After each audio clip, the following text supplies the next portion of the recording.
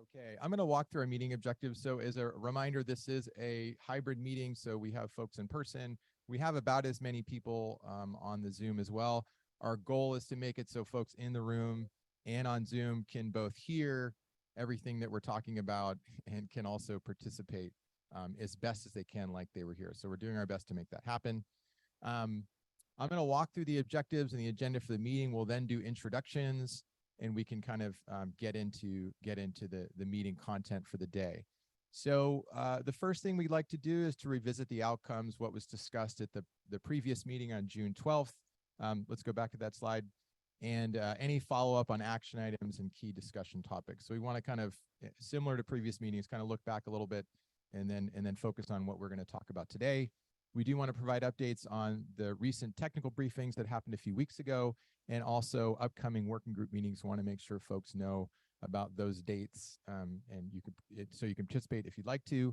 And then in the first meeting, as folks will recall, we heard a lot of interest about discussing water supply resiliency as it relates to the Russian River and to the Potter Valley decommissioning process. So today what we've done is organized a series of presenters that are working on water resiliency efforts in the Russian River to give everyone context on what's currently going on, and how that's related to this the decommissioning process.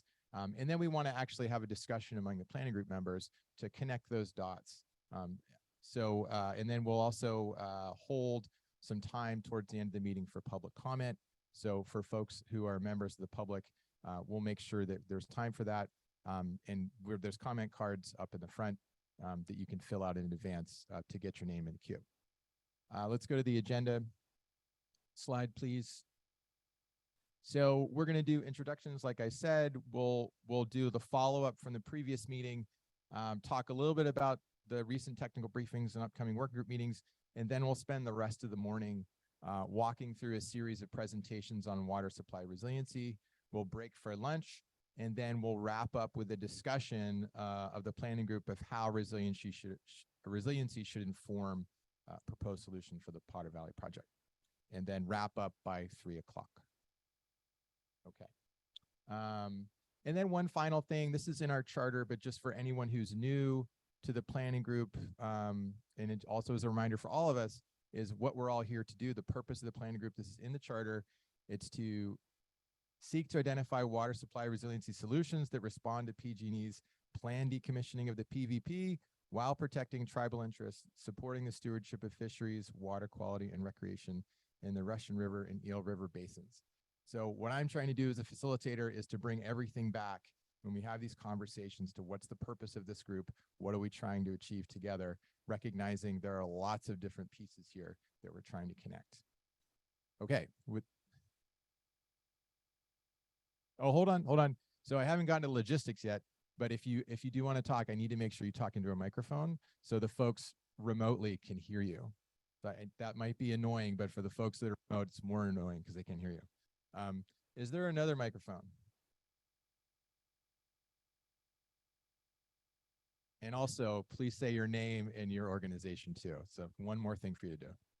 Thank you. Brenda Tamaris with the Lytton Rancheria. I just had a question on this because in reviewing the updates and revisions to the charter, wasn't agriculture and residential or whatever municipal water uses added to that list? Let's talk about that when we get to we're going to talk about the charter a little bit later in the meeting. This is just what we have in the charter now, but we'll talk about the proposed revision and we can get the groups, take on that. Good question. Thank you, Brenda. Okay. I think we're ready to do some introductions.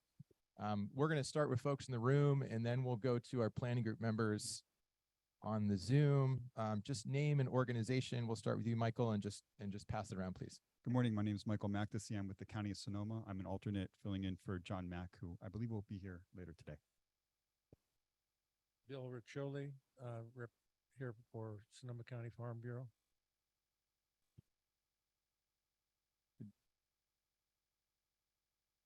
Dennis Murphy, Sonoma Agriculture. Bree Clotter, water supplier, Redwood Valley County Water District. Kathy Monroe, Mendocino County Resource Conservation District. Mo Mulhern, Second District Supervisor, Mendocino County, alternate for Glenn McGordy. Hi, good morning. Jennifer Burke, Director of Santa Rosa Water, Sonoma County Water Suppliers. Vivian Hallowell, Pacific Coast Federation of Fishermen's Associations and the Institute for Fisheries Resources, Commercial Fishing. Shannon Catula, Town of Windsor, Public Works Director. Again, Brenda Tamaris with the Lytton Rancheria. Janet Pauley, Potter Valley Irrigation District and the Mendocino County Inland Water and Power Commission. Sean White, City of Ukiah. Mike Thompson, Sonoma County Water Agency. Terry McCartney, Pinoleville Pomo Nation. Good morning, Carol Cinquini, Lake Pillsbury Alliance. Mike Shaver, Water Resource Manager with Potter Valley Tribe and alternate for Greg Young. Terry Crowley, City of Healdsburg. Brandon Axel with Mendocino County Farm Bureau. Okay, and let's actually have the members of the other members of the facilitation team introduce themselves so you know who's supporting the meeting. So Jim? Yeah, I'm Jim Downing with Kearns and West. Good morning. I'm Henry Dureff with Kearns and West. And Matt Marvin with Kearns West.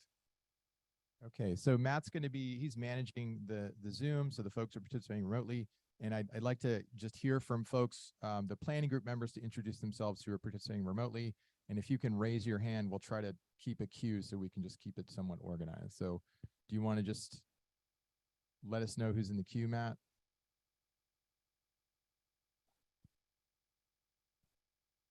I'm going to have to unmute people. I'll just go in the order.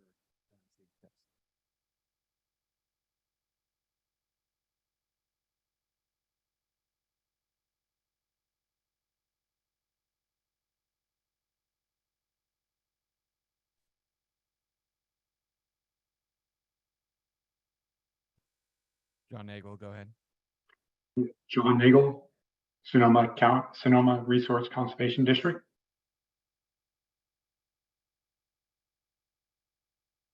Next up is Don. Who's that, Matt? Don Meckenhill. Don, you're on mute.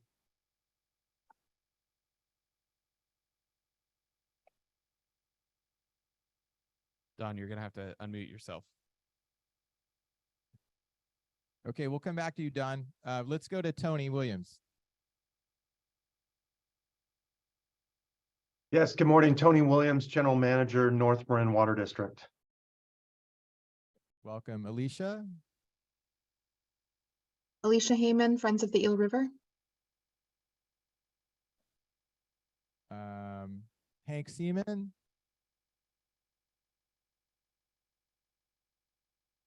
Morning, Hank Seaman, Humboldt County Public Works Deputy Director. Glenn Spain? Executive Director for Pacific Coast Federation of Fishermen's Associations and the Institute for Fisheries Resources. I'm an alternate. Charlie Schneider? Morning, Charlie Schneider with California Trout. That's all I can see, Matt. Are there, and we're just asking for planning group members to introduce themselves. Jamie Neary? Good morning, Jamie Neary with Russian Riverkeeper. Morning. Eric Shantz? Good morning. My name is Eric Shantz. I'm the General Manager with Sweetwater Springs Water District, and I'm an alternate.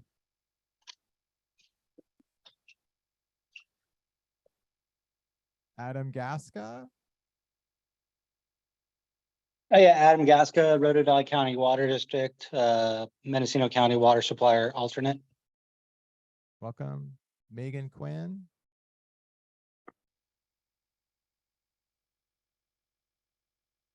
Hi, this is Megan Quinn from American Rivers. I am one of the conservation NGO alternates. Okay, are there any planning group members participating remotely who we missed?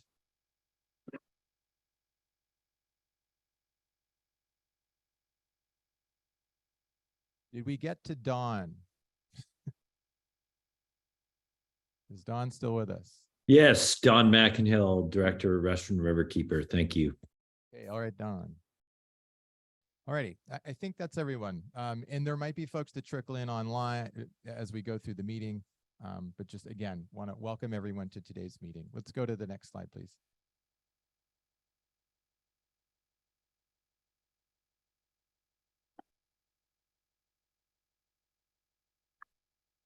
Okay, so just some participation guidelines for the members of the planning group. This is in your charter. I think we're all familiar with these, but just recognizing there are a lot of views in the room, to be respectful about those views, to actively listen to each other, and one person speaks at a time. If you would like to speak, please do take your name card, tent, and go like that, and I will know you want to speak, and we'll get to you in order. Just helps us stay organized. And again, we recognize there are alternates, some alternates and some main members, and our request is that one member participate in the meeting. So we just have balance here. For members of the public, we appreciate you being here. We're going to ask you to save your comments for the end of the meeting for the public comment section. The focus of the discussion today is on among planning group members. Okay, next slide, please. So a couple logistics. Again, for the folks to hear you on Zoom, you have to speak into the microphone. So I am going to be reminding everyone to please speak into the microphone so they can hear you. Our hope is that sounds better than last time. We went and got a mixer, so the sound should be a little bit better this time, but please do let us know. I mentioned the table tents. For planning group members participating virtually, please raise your hand, similar to raising the tent card here, and we'll keep a queue. State your name and affiliation before you speak, just so we kind of everyone knows who's speaking. And again, we'll do our best to make sure everyone can participate fully, both here and virtually. This presentation, a summary of the meeting, and a recording of the meeting will all be available on the project website. So you'll have access to all of that stuff. Okay, next slide. Couple Zoom logistics here for folks on Zoom. If it helps you to have closed captioning, that's an option. You can go to the bottom menu and click on closed captioning. You'll get it that way. Let's go to the next slide. The chat function is enabled. Our request is you keep that just for technical assistance. So if you need us to turn up the volume or you're not able to see something, let us know. That's what we're hoping to use the chat for today, because we're not going to be able to monitor substantive comments for the meeting. Next slide. Okay, so we're gonna talk through outcomes and follow-up from the June 12th planning group meeting. Planning group members should have received a summary of that meeting. And that meeting, I don't know if that's been posted on the website yet. It's already posted on the website, so anyone can go check the summary of that meeting to get a more detailed rundown of what we discussed. But we do want to kind of hit the high notes here. So let's go to the next slide. So we did add some planning group members, and we also updated the charter. We're going to talk a little bit more about a few suggested edits, additional edits to the charter, and then our hope is that we wrap that up, at least for now. We talked about decision-making, namely, would there be any instance where this group would vote to make any decisions? Ultimately, the group decided that it should strive for consensus, and to the extent there isn't consensus, that those differing views would be documented, and that the steering committee is a resource to help the group navigate if should there be an impasse. So ultimately, no voting for now. We all agreed we can revisit this after a few meetings and see if that's something we want to introduce. But I think that's what the group ultimately decided it wanted to do, at least for now. We reviewed planning group member interest. So that was kind of a summary of what we talked about in the first meeting. And then we did get some clarifying statements from PG&E regarding the decommissioning schedule and timeline. We also talked about keys to success and challenges facing the planning group in light of PG&E's schedule. And we're going to do a bit of a summary of that today and continue that conversation. So any questions about that, or I don't know if there are any takeaways or insights from the second meeting that anyone would like to share. There was a reminder that meeting was virtually only, and it was shorter meeting. And I do think it was productive. So I don't know if anyone had any thoughts they wanted to share on that. Okay, let's go to the next slide.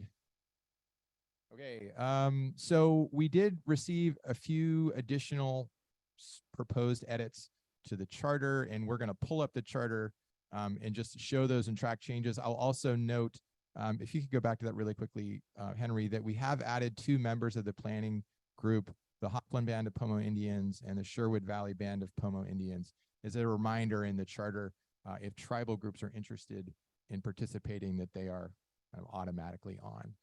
I don't know if we have Orville or Stephanie, I don't think in the room, but or Matt, are either of them? Okay, so if we'll let you know if they're here, but we want to welcome them to the planning group, and we're glad you're participating. Okay. Okay, Stephanie. So Stephanie, could we have you introduce yourself, please?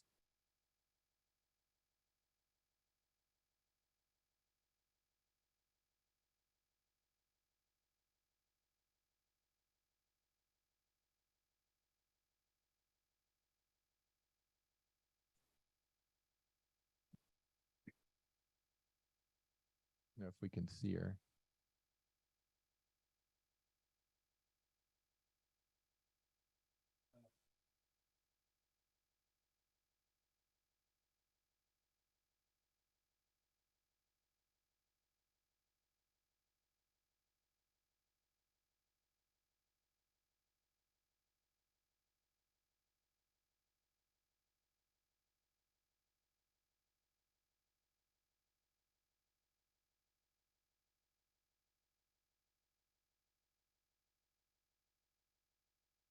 Okay, we'll come back to Stephanie, but hopefully you can hear us, Stephanie, and want to welcome you to the group.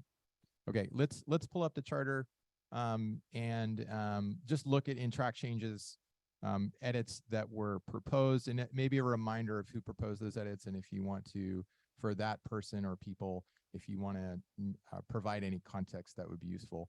But we only received a few edits in a few places, so and this does speak to the purpose statement that I reviewed earlier. So we're adding here in front of water supply resiliency solutions, long-term and sustainable. I think the PG&E that's a grammatical edit. Thank you. And then also adding in terms of the interests that are being supported here, we're adding agricultural and water uses, urban water uses in both basins. So maybe stop there and see if anyone has any questions on that, or if anyone has any heartburn about adding those to the purpose of the water forum and therefore the planning group. Anything online, Matt? Okay, we're gonna go with that being acceptable to the group. We're gonna incorporate that into the charter. I think the next edit is a grammatical edit, and so is the next one.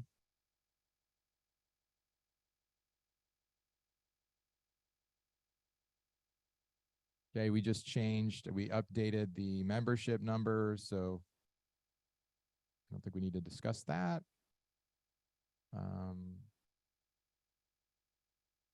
Okay, so adding that this is reflecting of planning group input. Is that it? Oh, wait. Okay. So, right, so noting that the planning group, the working groups include both planning group members and folks who've been nominated by those planning group members. So that's just reflecting what we've already talked about. So thank you for that. And then I think there's some edits on the Russian River Resiliency Subcommittee. So again, adding sustainable. And then who was the person who suggested who? Jamie, I didn't know if you wanted to just tee up your suggested additions here to the description of the subcommittee. Yeah. So again, Jamie, Russian River Keeper.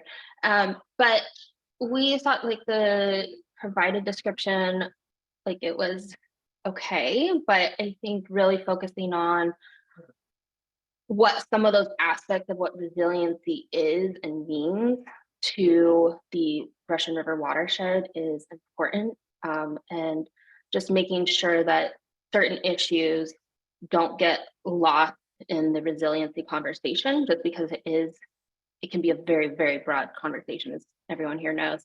And just kind of focusing on making sure that it, like there's both sides involved, or not, maybe not both sides, but like it's not all about increasing supply. It's about also like reducing demand to increase supply, and just knowing what we're actually working with and making sure that the projects and the resiliency things that we're working on are going to be providing long-term benefit and like in a more holistic way to the entire watershed in some manner. And I know that we're going into the conversation more later, so I won't go too far into that right now, but that's kind of where we were going, thinking with these suggestions. Thanks, Jamie. Any questions on that, those suggested additions? Are folks okay with that? Is there any heartburn with adding that to the, well, I'll just note, Vivian, I see your hand, I'll get to you. Just note that we haven't really started with this group yet. And so I think we're still in the forming phase here. So we're still learning. Go ahead, Vivian. Are we talking about all of the revisions? Because it's not quite big enough for me to see well. Okay, let's make it a little bigger. And we're talking about all the additions. All the ones you see. Okay. Okay. Anything online? Okay, well, we're going to incorporate these. And again, Carol, go ahead. Hold on.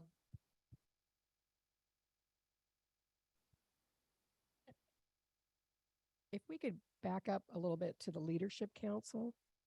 Sure. I want to get clarification on this, where it says that the council will be include, wait a minute, where am I?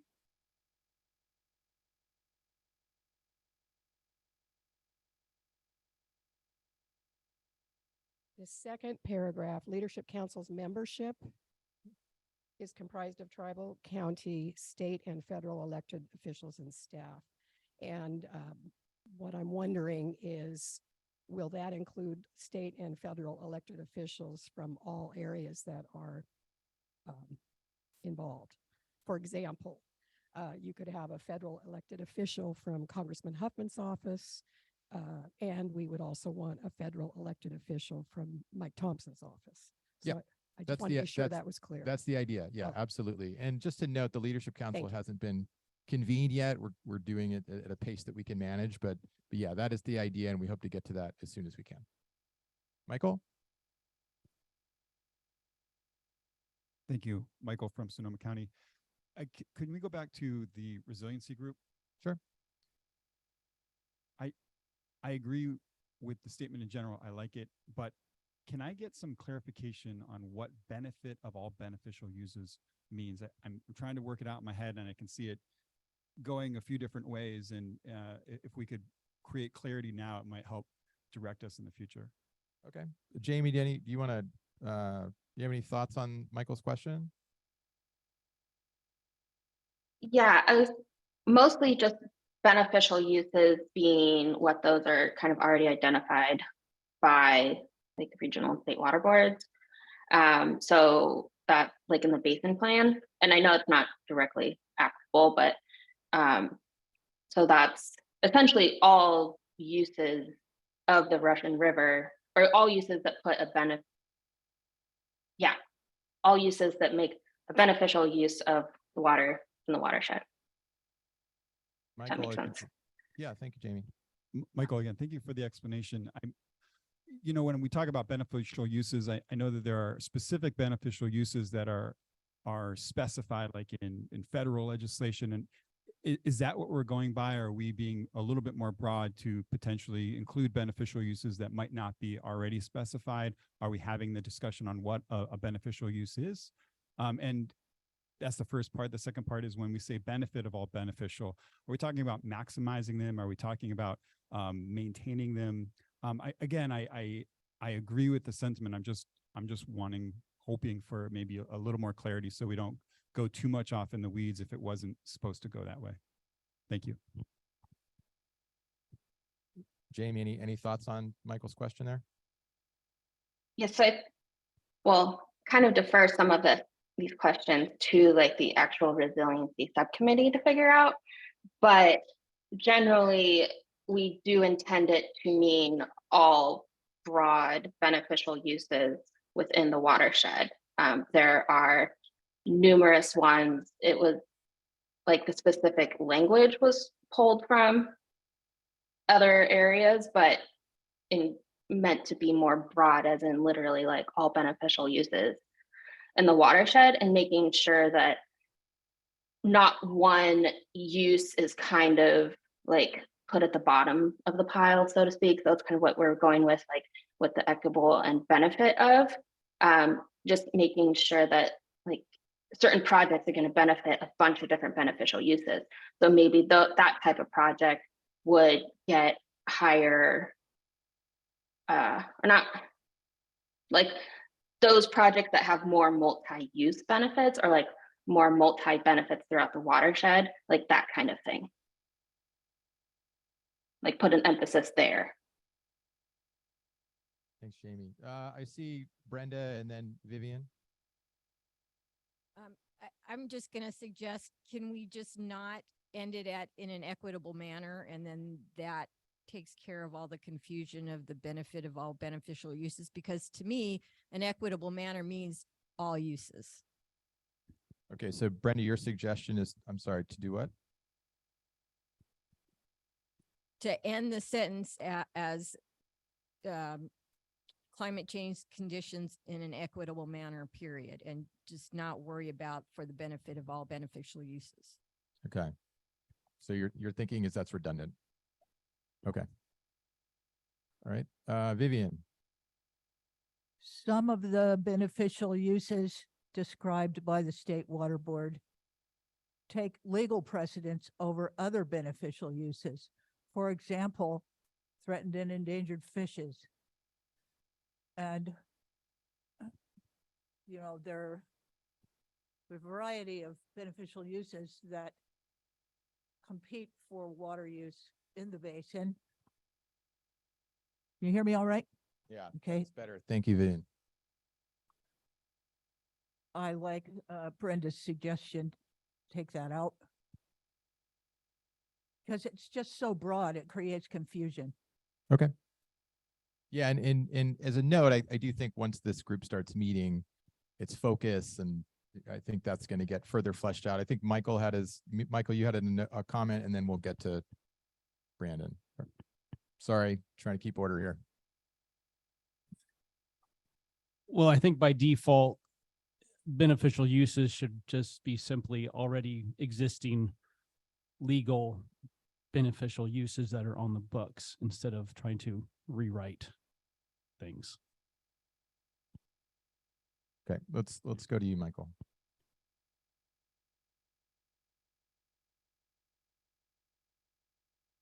Brandon, thank you. That's kind of what I was trying to get at. Are we using beneficial uses that are already there? Are we opening the discussion up to more? But I would respond to taking it out. I actually do think it is worthwhile keeping it in. And the reason is when I read the first part of it, it looks all about water supply reliability, availability, but for what? And if we specify all beneficial uses, that opens it up to more than just maybe an assumption of drinking water or swimming. I mean, there are a lot of beneficial uses, and I think it's important to keep all of those in mind, even if it is broad, just as long as we know what the limits are of those beneficial uses. Are we defining it to what's already on the books, or are we having that just discussion about what are the beneficial uses for this for these rivers that maybe are not currently on the books? Okay, Jamie, I think you've got your hand up. Yeah, so I just want to say I did not mean it like to be so limited as like just a term of art.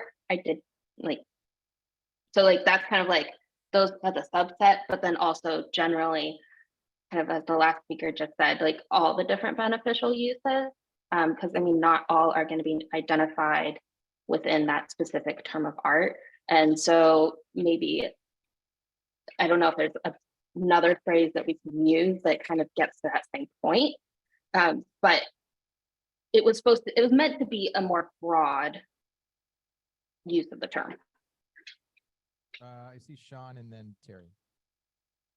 I just wanted to say that I think if we're going to go down this rabbit hole, we should just start with the basin plan because it is far more inclusive than I think most people realize. It's not just consumptive uses for municipalities. It includes cold water, in-stream flows, recreation, a whole suite of things.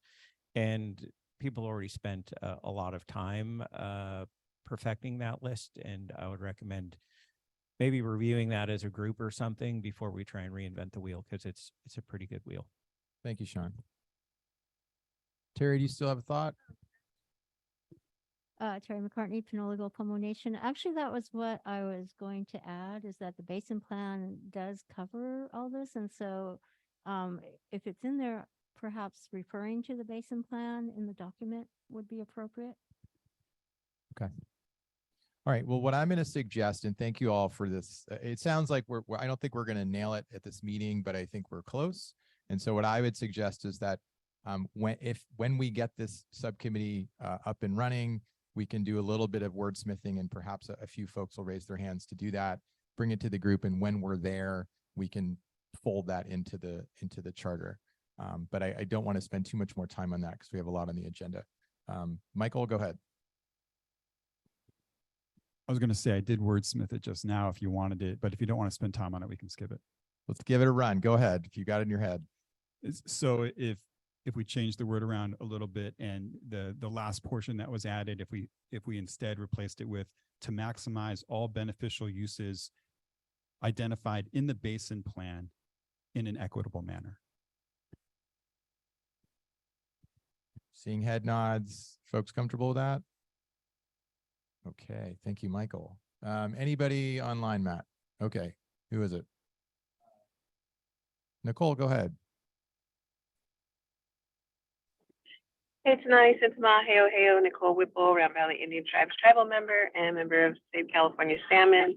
I just wanted to share that, the State Water Board does include tribal beneficial uses. And so I have to echo that, there are precedents that are not included. And I don't agree that without those inclusions that we should move forward without that they don't fit and they're not equitable because they don't include tribal beneficial uses. And so I shared the link in the chat for tribal beneficial uses. Okay, thank you, Nicole. Okay, someone else? Jamie, go ahead. Sorry. So I think it was Michael that made the specific wordsmithing suggestion. Could we also add on as well as other beneficial uses that may be identified or something along those lines, just so that we are encompassing other issues, other uses that may not specifically be in the basin plan. Thanks, Jamie and Terry, and then I'm gonna shut it off. Oh, hi, thank you.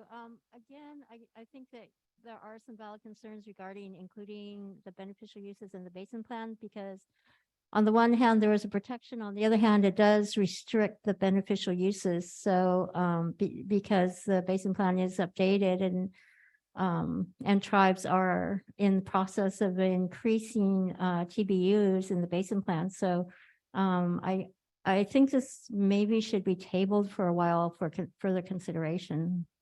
Okay. Okay, thank you. Okay, well, I want to say thanks to Michael for giving it a shot. I think we're not totally resolved here. So we're going to be talking about resiliency through the course of this today as well. So let's table it for now, but I do think we're close. But thank you all for your comments, and I'm glad we're digging in here. It's a good prelude here. So we will follow up and hopefully run this to ground, but otherwise we'd like to call the charter good. And again, this is a living document. We can come back and revisit it, but it's an important document for this group. We appreciate your attention to it. Okay, let's go to the next slide, please. All right, so as folks will recall, in the previous planning group meeting, we had a discussion in the context of the working groups. And in the charter currently, we have it designed that the working groups would be open to planning group members and anyone nominated by the planning group to also be a working group member, and that those meetings would not be open to the public, that they would be private to those participants. We had a discussion at the previous meeting about sort of should they be private or should they be public, and the planning group didn't come to a resolution on that. Kind of similar to how we sort of inconsistent with how we talked about how we would sort of move through these issues. The steering committee discussed it, and so we wanted a report back from the steering committee's discussion that happened on, was it Friday last week? So I'm going to tee it up. I'd invite any other members of the steering committee to weigh in with any other perspectives. But we kind of talked about trade-offs here, and I'll walk through these. So if you were to have private meetings of the working group, some benefits is that it allows for creative thinking and solution making. It's a suitable format for having candid conversations, for negotiating and taking some risks with ideas without having a public eye on you. And that to the extent you're bringing in external parties, could be resource agencies, to share information and share some opinions, it's more likely that they would be open and candid if those are private discussions. If they were public meetings, it does support transparency and accountability, which we have heard is very important. It is also a suitable format for inclusive participation, for broader education and sharing information, which we also know is important. And a note that it is more time intensive, it's more resource intensive to include those many people and make those arrangements. So just some considerations of trade-offs, both are valid and important. So go to the next slide. So this is where the steering committee ended up, is a hybrid model, wherein either an entire meeting or a portion of the meeting would be open to members of the public when it's really focused on information sharing and education and talking sort of broadly about what's going on or what could go on. To the extent that those discussions are getting into any negotiating or solution development or sharing initial data that might not want to go fully public, those would be private discussions, and there would be summaries and report outs from the discussions that would roll up to these planning group meetings. So you would get kind of a summary of what was discussed. And that the working group co-chairs would work with the facilitation team to determine what is appropriate depending on what is the discussion topic. So that's kind of where we ended up. I thought we had a good discussion. Again, I'd invite any steering committee members to sort of weigh in on this. And I thought we heard important points both ways. And I don't think the group could go like absolutely one direction or the other, but hopefully this gives us flexibility to have those private conversations where they're needed, and otherwise to make it accessible so folks can get that important information. So with that, maybe start with any steering committee members that want to add to that. Mike, hold on one sec.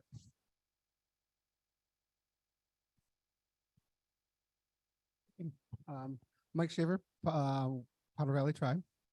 I just guess I want to add on to your last bullet there. It had not occurred to me during our meeting last week.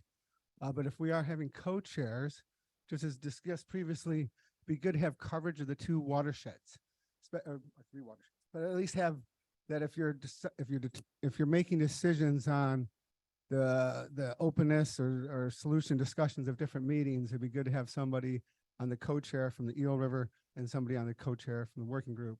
So I don't know if there's I guess it'd be an effort having co-chairs from both watersheds. Okay, thanks, Mike. And we're going to talk in the next agenda topic. We'll talk about the working groups in that process. So thanks for that note. But it doesn't sound like you had anything to add about the approach. It's just the representation to make a recommendation. Thank you. Okay. Are folks comfortable with this approach? I think we're just kind of feeling our way through it, but this gives us some flexibility. But does anyone have any heartburn over proceeding this way? And what I will add is that what Jim's going to talk about in a second is that the first working group meeting is coming up next week. And so we want to test this out pretty quickly on what it's going to be and what it's going to look like. Terry, go ahead. Hold on, Terry. So will the meetings be recorded? To the extent that they are public, they can be recorded, yes. If they're private, they will not.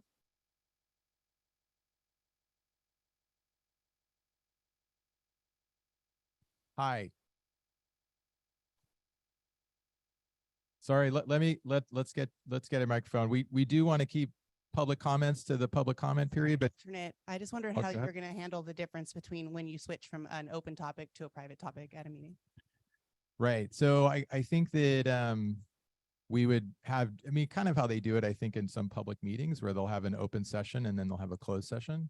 And so I think the hope is that that can be planned in advance so people can make their plans accordingly. But there might be instances where, there needs to be a break for a private discussion and then we come back in public. So I think we'll do our best again to plan it out so folks can know what's going to happen, but we do want to maintain some flexibility depending on how those discussions go. But, hopefully that helps. Okay, is there anyone online with any questions? Okay, so for now, that's the model we're going to go with. We'll update the charter to reflect that. And we want to hear from you all on how that's going. But again, we'll be kind of working with the co-chairs to plan meetings accordingly. Okay, let's go to the next topic. I think the last thing we wanted to do is just recap some of the themes that we heard in the last meeting. What Kearns and West showed was, here's a timeline of, and this was a request that came out of the first meeting, is recognizing PG&E's timeline for decommissioning. What's the timeline for this planning group process? And so we kind of rolled out here kind of all the swim lanes of the planning group and what we'll talk about, and the working groups and all of that stuff, and just acknowledging that it's an aggressive timeline and we're trying to move things along as quickly as we can. And we wanted to ask the group to weigh in on a couple of questions. Of one is, what are the keys to success to hopefully staying within the timeline to the best we can to talk through a potential solution here? And what are the challenges and how can we potentially address those challenges? So we just wanted to come back to this group and with a bit of a roll up of what we heard from that process, and just some things to think about, and certainly invite you all to add to it.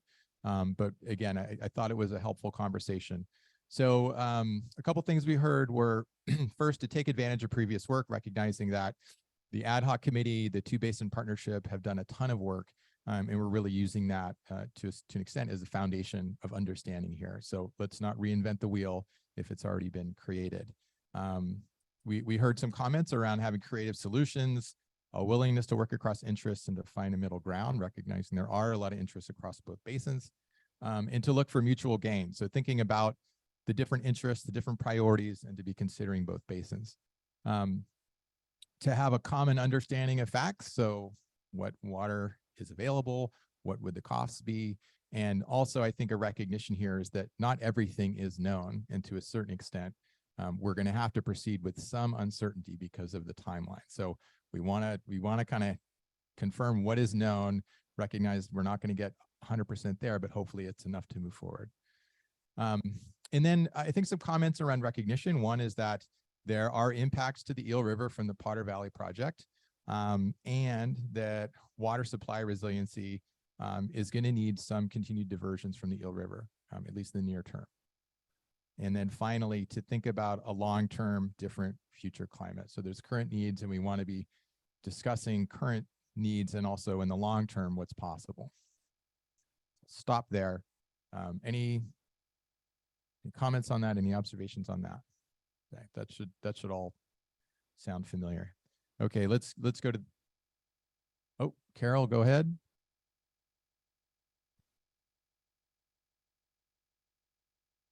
Taking advantage of the previous work that's done by the ad hoc and two basin partnership means we start with a bias toward dam removal.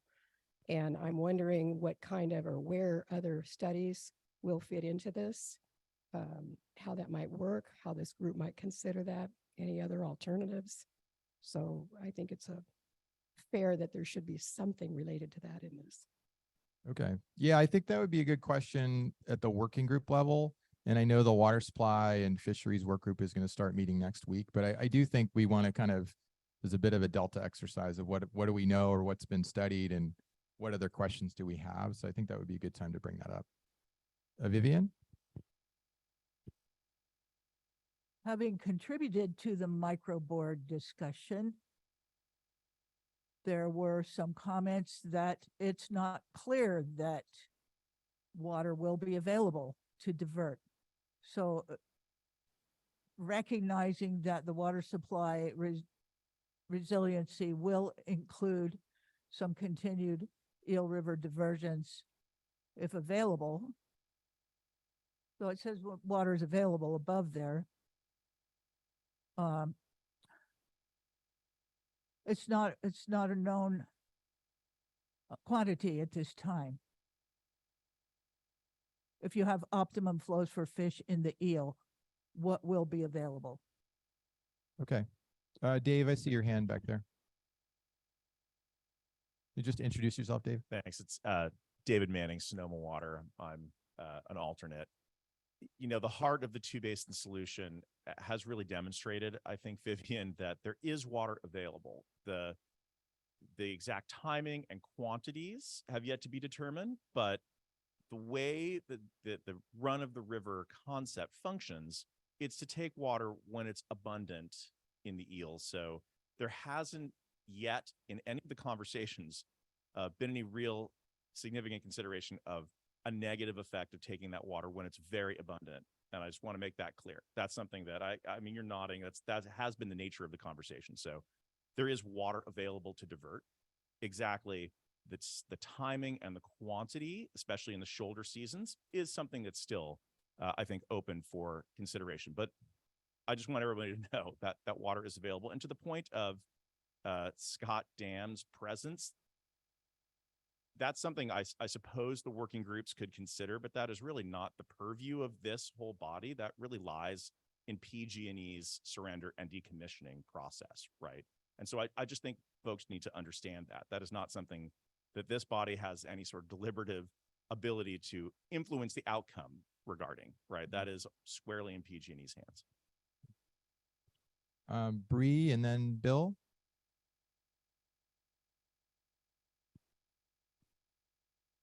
Bree Clotter, Redwood Valley County Water District. Following up on your conversation, following up on the previous speaker's conversation, one of the conversations I had with some of my constituents, bringing them up to speed with what's going on, is that currently water is restricted. Flow of water is pretty much restricted between certain months of the year when there's lots of water coming down. I think this group needs to consider that with the changing climate, we don't know when water's going to be coming down the river in significant portions. And I think that it should be, the whole discussion about transfer of water should be tied to flow of the river, not months of the year. Thanks, Bree. Bill? I just had Bill Riccioli, Sonoma County Farm Bureau. I was just kind of interested in what the timeline, you mentioned a timeline, and how, is there anything printed as far as a timeline? And also how that coordinates with PG&E and the removal of the dam? Yeah, Bill, we on the Miro board that we and we, if we have a second, we could pull it up for you. We did walk through, here's the PG&E's timeline, and here's sort of the deliberations of the planning group and how it could potentially relate. So let's see how this conversation goes. If we don't have time, I'll make sure you get it, and then we're happy to have an offline conversation with you. Mike, I see your hand, and then Terry. Yeah, Mike Thompson. Thank you for this, for the mirror board recap here. And I just would like to echo, I don't know if to support for it, what is seen up here. I think that there are several things that are going on. One, I think it's been mentioned in our first two planning group meetings that, yeah, in reference to the PG&E timeline, that PG&E is looking to have or it will be issuing an initial draft surrender application. Their schedule is November.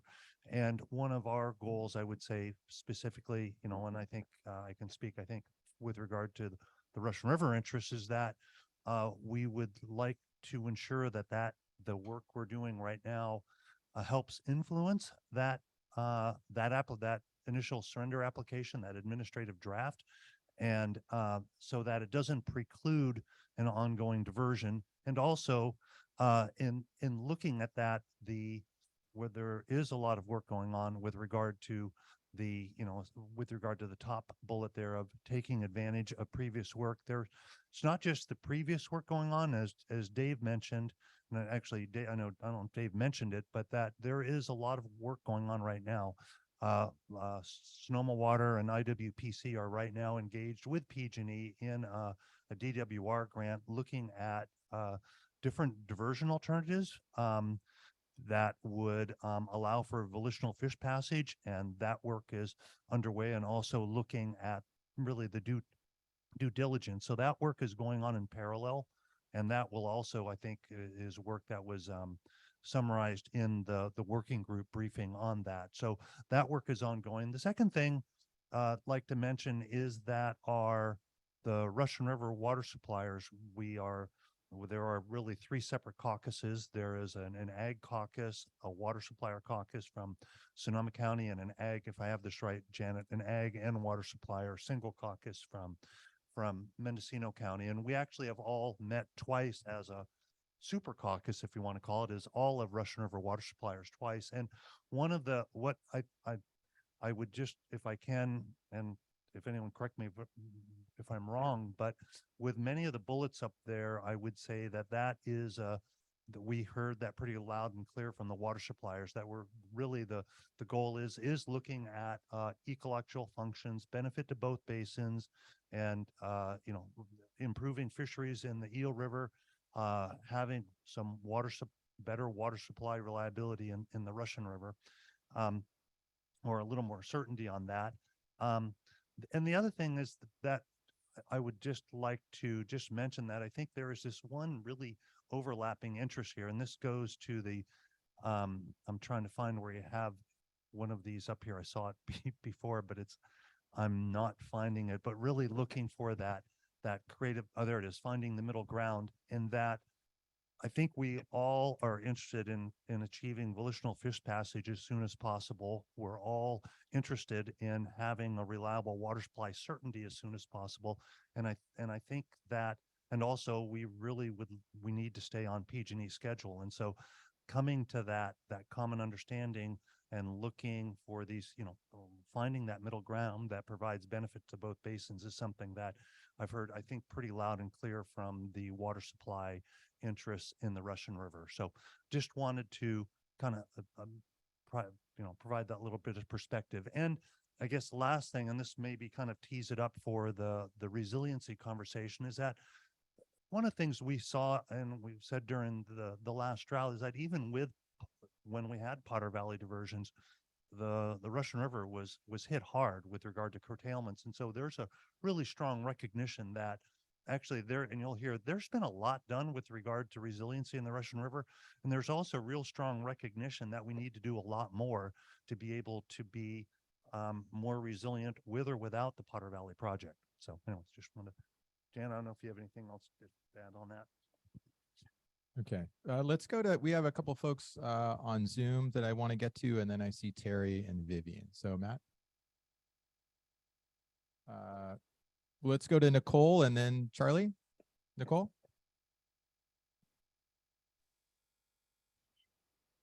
I just wanted to, make a point, in response to the gentleman's comment about, the water, and reiterate that, as a matter of public safety for Mendocino County, and, being a resident of Redwood Valley for over 15 years,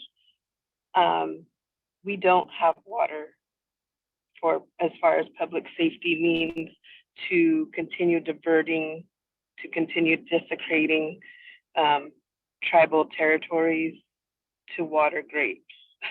And I'm sorry. I know that sounds kind of childish, but that's what it feels like, is our public safety and our access to consumable water, and the protection of our fisheries and tribal sites that are underneath these dams. Just because you change the name to the water being Russian water doesn't mean that you're not desecrating the tribal people of Mendocino County and taking the Eel River water. It's Eel River water, regardless of whatever you choose to name it or claim the rights to it. And we don't have that water to give for someone else's expense, something that, because I mean, again, if we do not have water and you depend upon us for your water, then nobody will have water. And I just wanted to point that out there, so that let it be known to everybody, yes, this is a public safety concern, a tribal beneficial use, and it's a violation of our rights. Our ARC sites are under both of these dams. And I just wanted to share and let that be known to the people and the constituents of all of the areas. Thank you. Thanks, Nicole. Charlie, let's go to you. Yeah, thanks. Yeah, and in response to some of the comments Mike Thompson made, I just want to note that recognizing the impacts of the Potter Valley project on the Eel River is very different than minimizing the impacts of the Potter Valley project on the Eel River. And I think that goes above just volitional fish passage, to ecological function of the river. So as Mike noted, there is more work going on that point. And I think that that's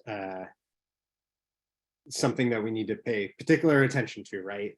And this is where I think Eel River interests will be standing up, for the health of the river and the impacts to the river, caused by a potential future water diversion. So I really think that that's a crux of this issue and something that we should be drilling in on sooner than later. Thanks, Charlie. Brandon. Sorry, Terry, I didn't see your name. Brandon, go ahead. Thank you. Thank you, Mike, for the nice summary of the Russian River situation. And I think additionally, as far as, hey, you can store more water. We can't store ourselves out of this problem. We can't storage ourselves. If you have more and more storage, which we've put tremendous infrastructure in the last 2+ decades of additional storage on the ag side, if you can't fill your storage, you can't store yourself out of this problem. So the 2-basin solution, which would include diversions still needed, even in Mendocino, and additional storage down the system, is still so important, not to mention the catastrophic economic fallout of not having that. Okay, let's go to Vivian. Okay, that's a good segue into catastrophic economic fallout. We have no fishing.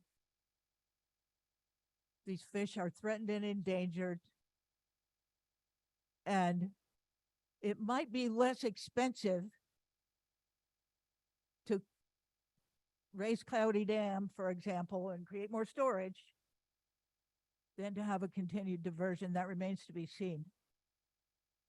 We don't know yet what the climate's going to bring. We don't know yet what will be needed to restore these fish to a viable population with a harvestable surplus for the fishing communities and the tribal communities on the Eel River.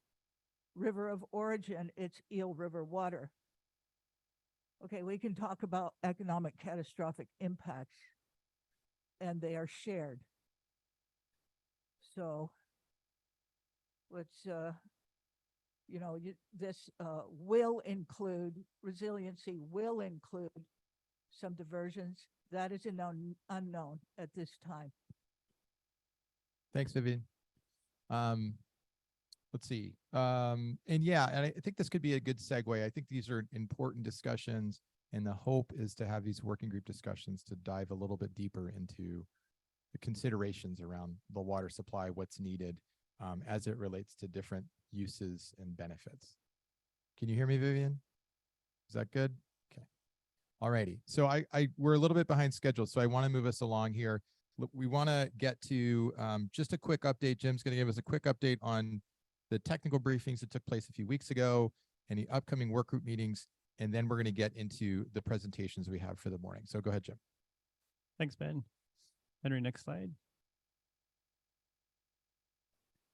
So just wanted to review quickly the technical briefings that we held a few weeks ago. We had the water supply and fisheries briefing on the 21st. Just want to thank our presenters again and let you know that the slides, the meeting recording, and the discussion summary are all up on the website if you'd like to review them.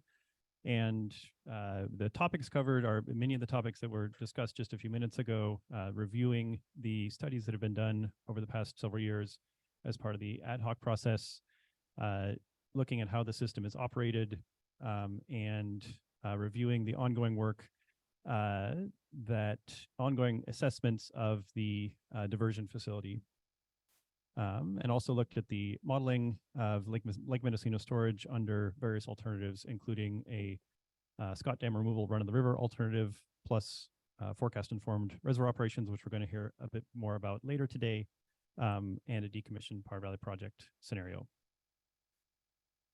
Next slide, Henry.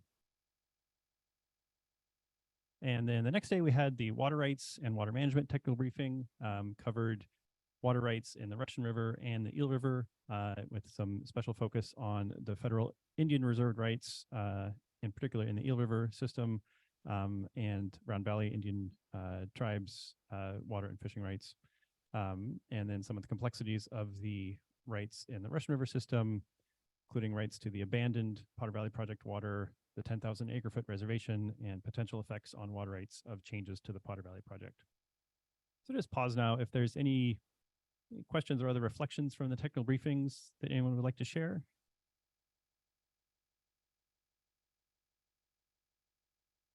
Okay, just in the interest of time, let's keep going.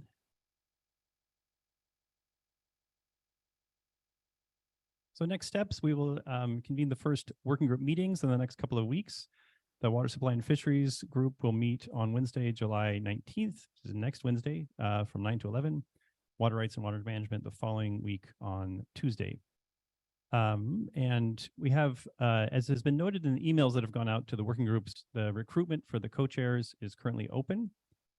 So if anyone, we've gotten a couple of folks stepping up to be Water Supply and Fisheries co-chairs. Haven't heard any co-chair self-nominations for Water Rights and Water Management.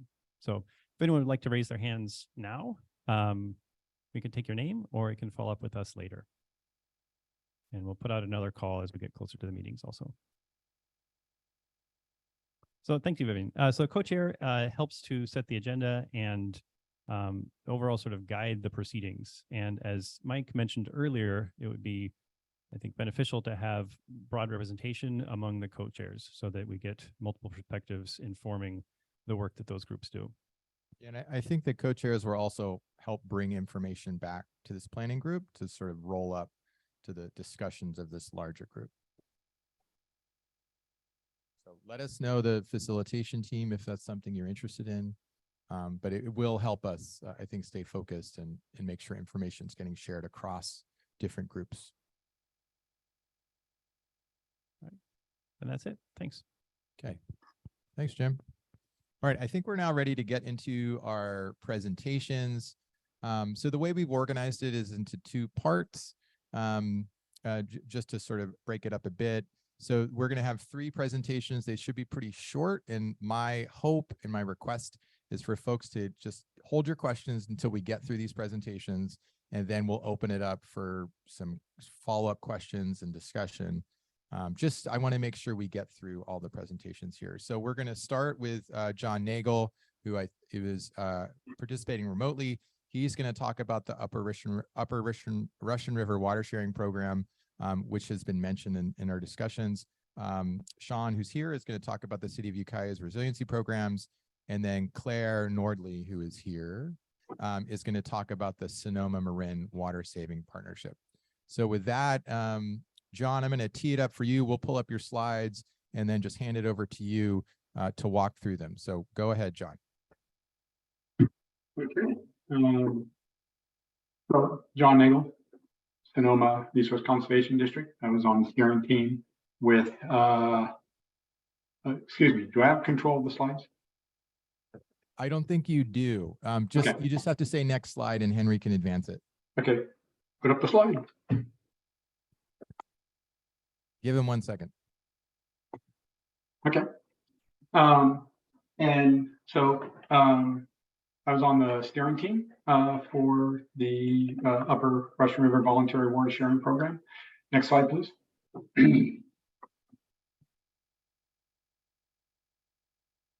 As you can see, and as you all know, since we've all lived through it, this was the issue back in 2000, 2001, 2022.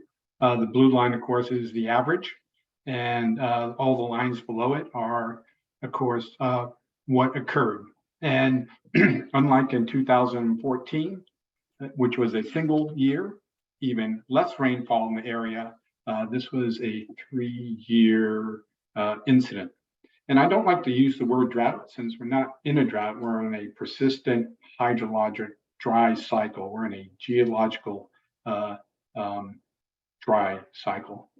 Okay, next slide, please. 2022, we were approached by Division of Water Rights saying, hey, we'd like you guys to put together a locally controlled and run water conservation program. And that's when I got called in. I heard that this meeting was going on. I started showing up. Task force was formed. Business as usual. We couldn't figure out what to do. Reservoirs dropped. No rain came. And although we got through the season to the fall of 2020, we had a little bit of rain, but as we all know, it continued not to rain. In 2021, early in the year, Division of Water Rights asked, hey, how's your progress on that local approach? And we still did not have a program. We had been meeting every week, consistently talking, but we still had not come up on a program. Interbasin transfers reduced. No rain came. Next slide, please. There was very little water available. The projections in the next slide, please. There's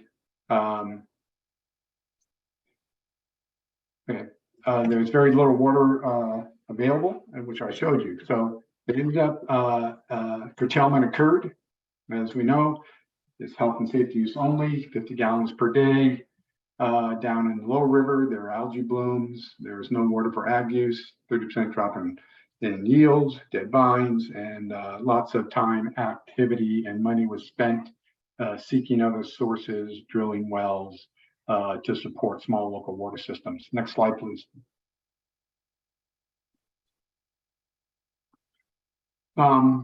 The organization, which came together, there was a smaller steering team, but then there was a larger steering committee. Were of all these groups. Whereas a committee was meeting every Monday in the afternoon for a couple hours. The steering committee members or the larger group would meet about every other week to get updates and to provide input. Next slide, please. The problem, lack of water leads to curtailment of water rights and significant economic and environmental impacts to our community. Solution, the program to provide an adaptive alternative to curtailment through managing water demands with a limited supply. So program allows those with enough water to transfer part of the water rights to those who are curtailed, right? So basically what it is, senior water right holders end up forbear water. Junior right water holders can use some at a conserved level. Next slide.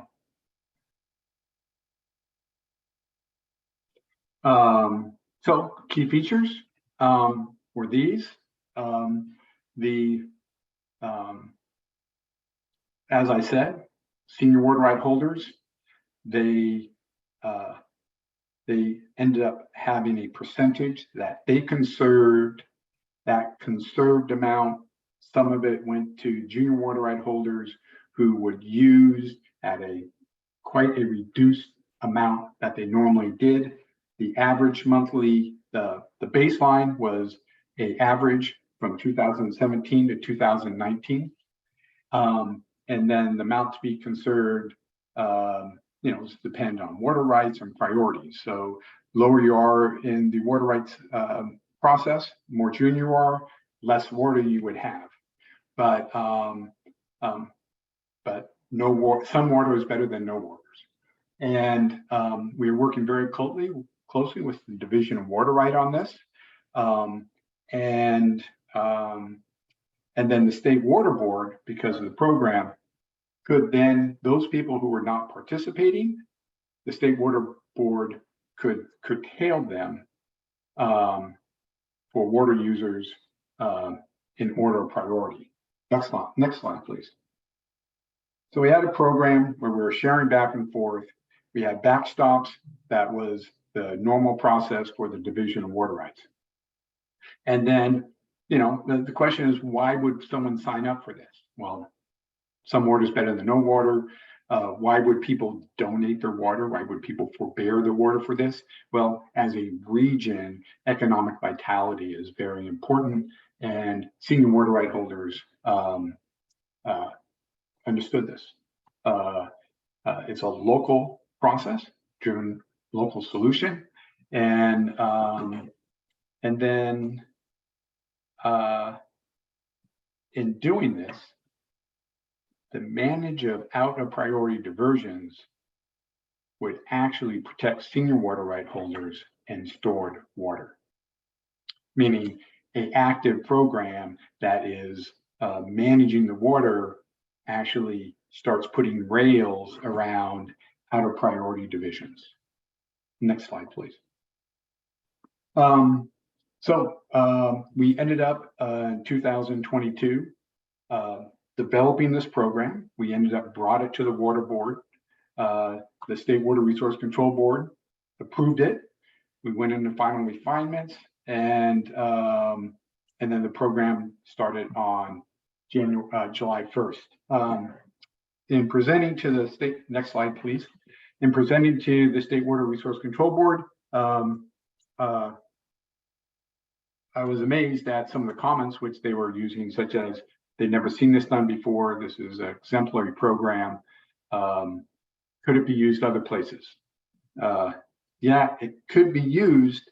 The structure of it can be used, but it's really the way it ended up got implemented was the hard work and collaboration and discussions and dealing with all the issues and people's concerns and constituent concerns to make it happen. So technically, we have a program. That technical program would not exist unless it was for the relationships, the trust, the building of the program through the people who showed up week after week after week. So how it works, State Water Resource Control Board ends up evaluating how much water is available, right? How much water is available. And then participants would then are notified as to how much water they can use in percentage of what their baseline is. If there's a point where there's not enough water, program ends.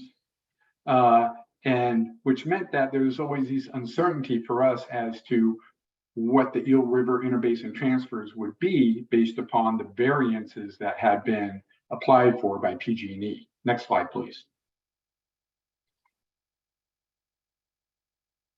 So just to give you a little bit, these spreadsheets here, next slide, please. These spreadsheets here just give an example that there's a lot of data that had to do with how much water had been used in the past, what level of water rights you were, how much water you would state, how much water you should forbear, and how much water you could use. So based upon the different severities and different disparities of water availability and your water rights, it ends up would be adjusting as we went through the season. So adaptable, looking at what's available, looking at what's been used in the past, and with the goal of preserving a pool in Lake Mendocino so that there would be a carryover in case we had another dry winter. So next slide, please. So like I said, is adaptive program. Next slide, please.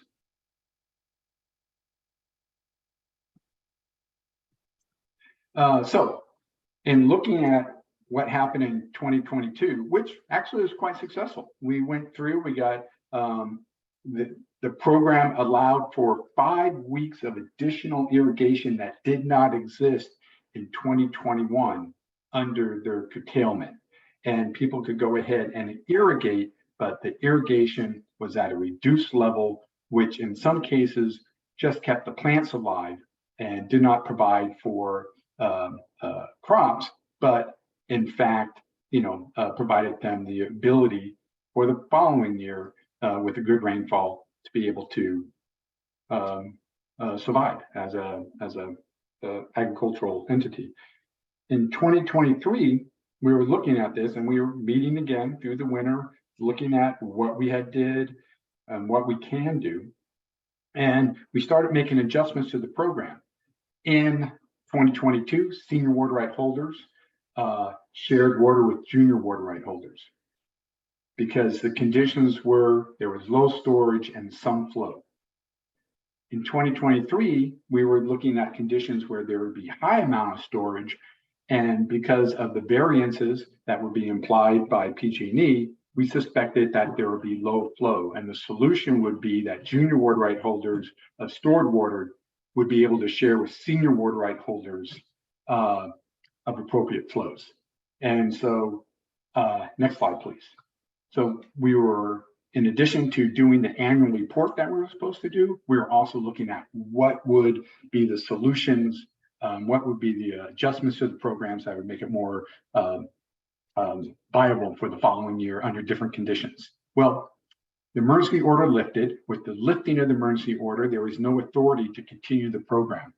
And so we are unable in 2023, this year, to enact the adaptations which we had developed. The steering team continues to meet, and what we're meeting about now is how is it in the future that we could develop a process outside of an emergency order. And that process is using temporary transfer process under California Water Code, which is a much more difficult process to do rather than having an emergency order, which actually gives you a lot of flexibility to come up with new programs. Under a temporary transfer process, all water rights and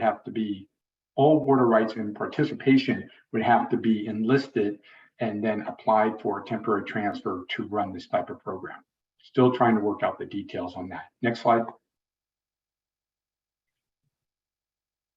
And so, we understand we're in a persistent dry hydrologic cycles.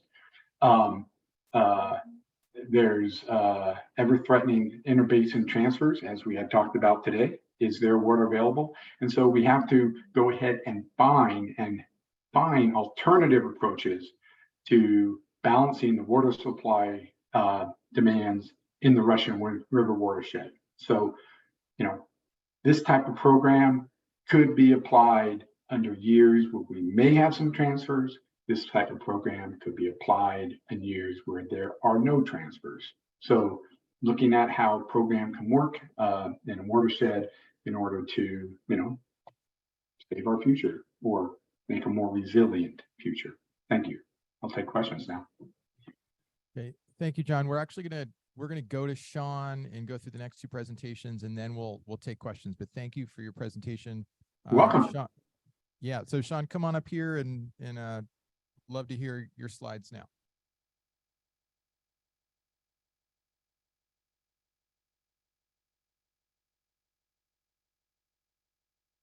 Good morning. My name is Sean White. I'm the Director of Water Resources for the City of Ukiah, and I'm going to just describe briefly what we've done in the way of preparing for water resiliency. So next slide, please.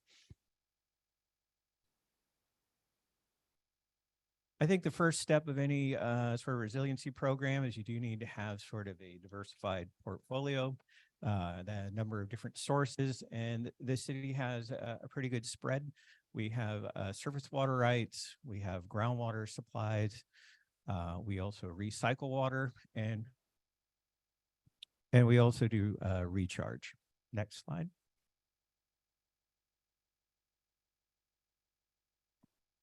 For surface water, the city has a pre-14 right. We also have an appropriative right. All of our water is collected via underflows. We have a Randy collector, and then we have a well that's cleverly known as well 3 that accesses underflow as well. And this is actually very beneficial for us. We don't have to worry about any fish screening issues. And then also during periods of low flow where a typical surface water intake may have problems accessing water, since it's all underflow, that is not an issue for us. The only real issue we have is occasionally things with turbidity during the winter. Next. The city also has 4 groundwater facilities. We have wells 4, 7, 8, and 9. These are all fairly new facilities. I think the oldest one of them was built in around 2008, and the newest ones were constructed in 2019. These were all intentionally designed to minimize interactions with surface water. So they all have sealed conductors through the unconfined aquifer. Most of them are in the neighborhood of 250 to 270 feet deep.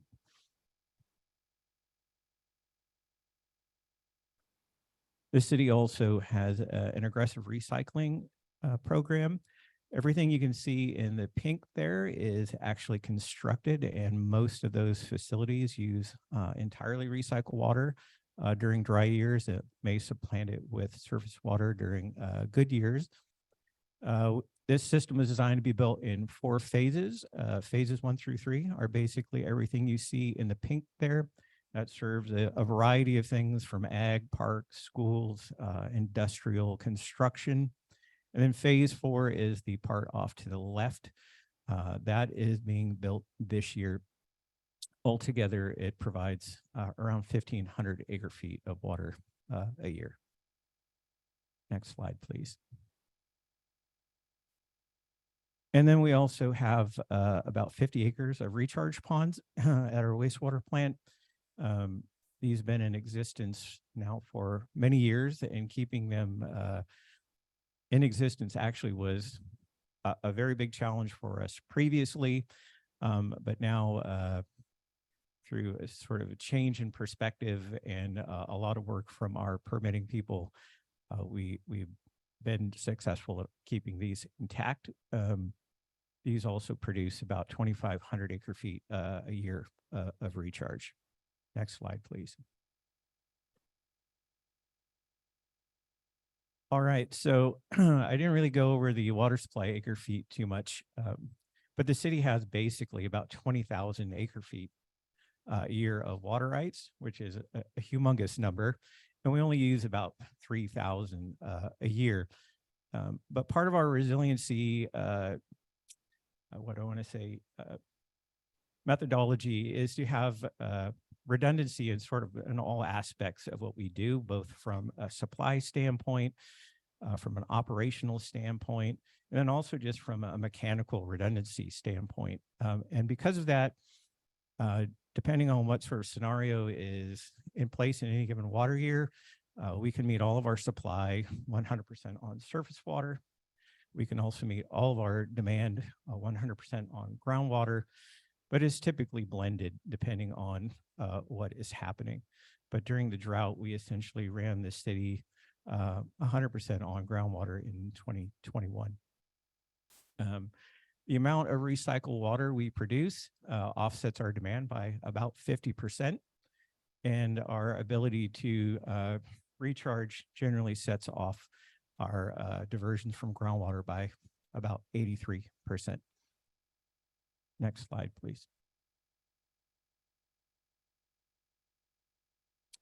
All of this was remarkably expensive. So this is what we have invested really in the last 15 years or so. We have spent about $9 million on groundwater facilities. We have spent about $88 million on recycled water facilities for a big fat total of $98 million. It is a lot of money for a little teeny city of 16,000 people up in the top of the river. But we are, sort of at ground zero for all of these changes that are happening. And we wanted to basically hope for the best and plan for the worst. So this is where we're at. Next slide, please. Operationally, this is pretty much how things go. It's kind of hard to read in these little boxes on this slide, so I'll go over them for you. But last year, this box here, this is surface water. We diverted 1,169 acre feet of surface water, but in that same year, we recycled 880 acre feet of water. And in this same year, this is 2022, we diverted 1,458 acre feet of groundwater, but we also recharged 1,457 acre feet of groundwater. So a total of 2,628 acre feet diverted. But when you net everything out, it comes down to 289 acre feet for the year for our whole city, which is pretty solid. Next slide. I guess that was it. Okay. Thank you, Sean. Okay, Claire, come on up. And then after Claire's done, we'll have time for questions and some discussion. Good morning. I'm Claire Nordley. I'm the Water Use Efficiency Coordinator at the City of Santa Rosa, and I'm going to be talking about the Sonoma Marin Saving Water Partnership, of which Santa Rosa is a member agency. Next slide, please.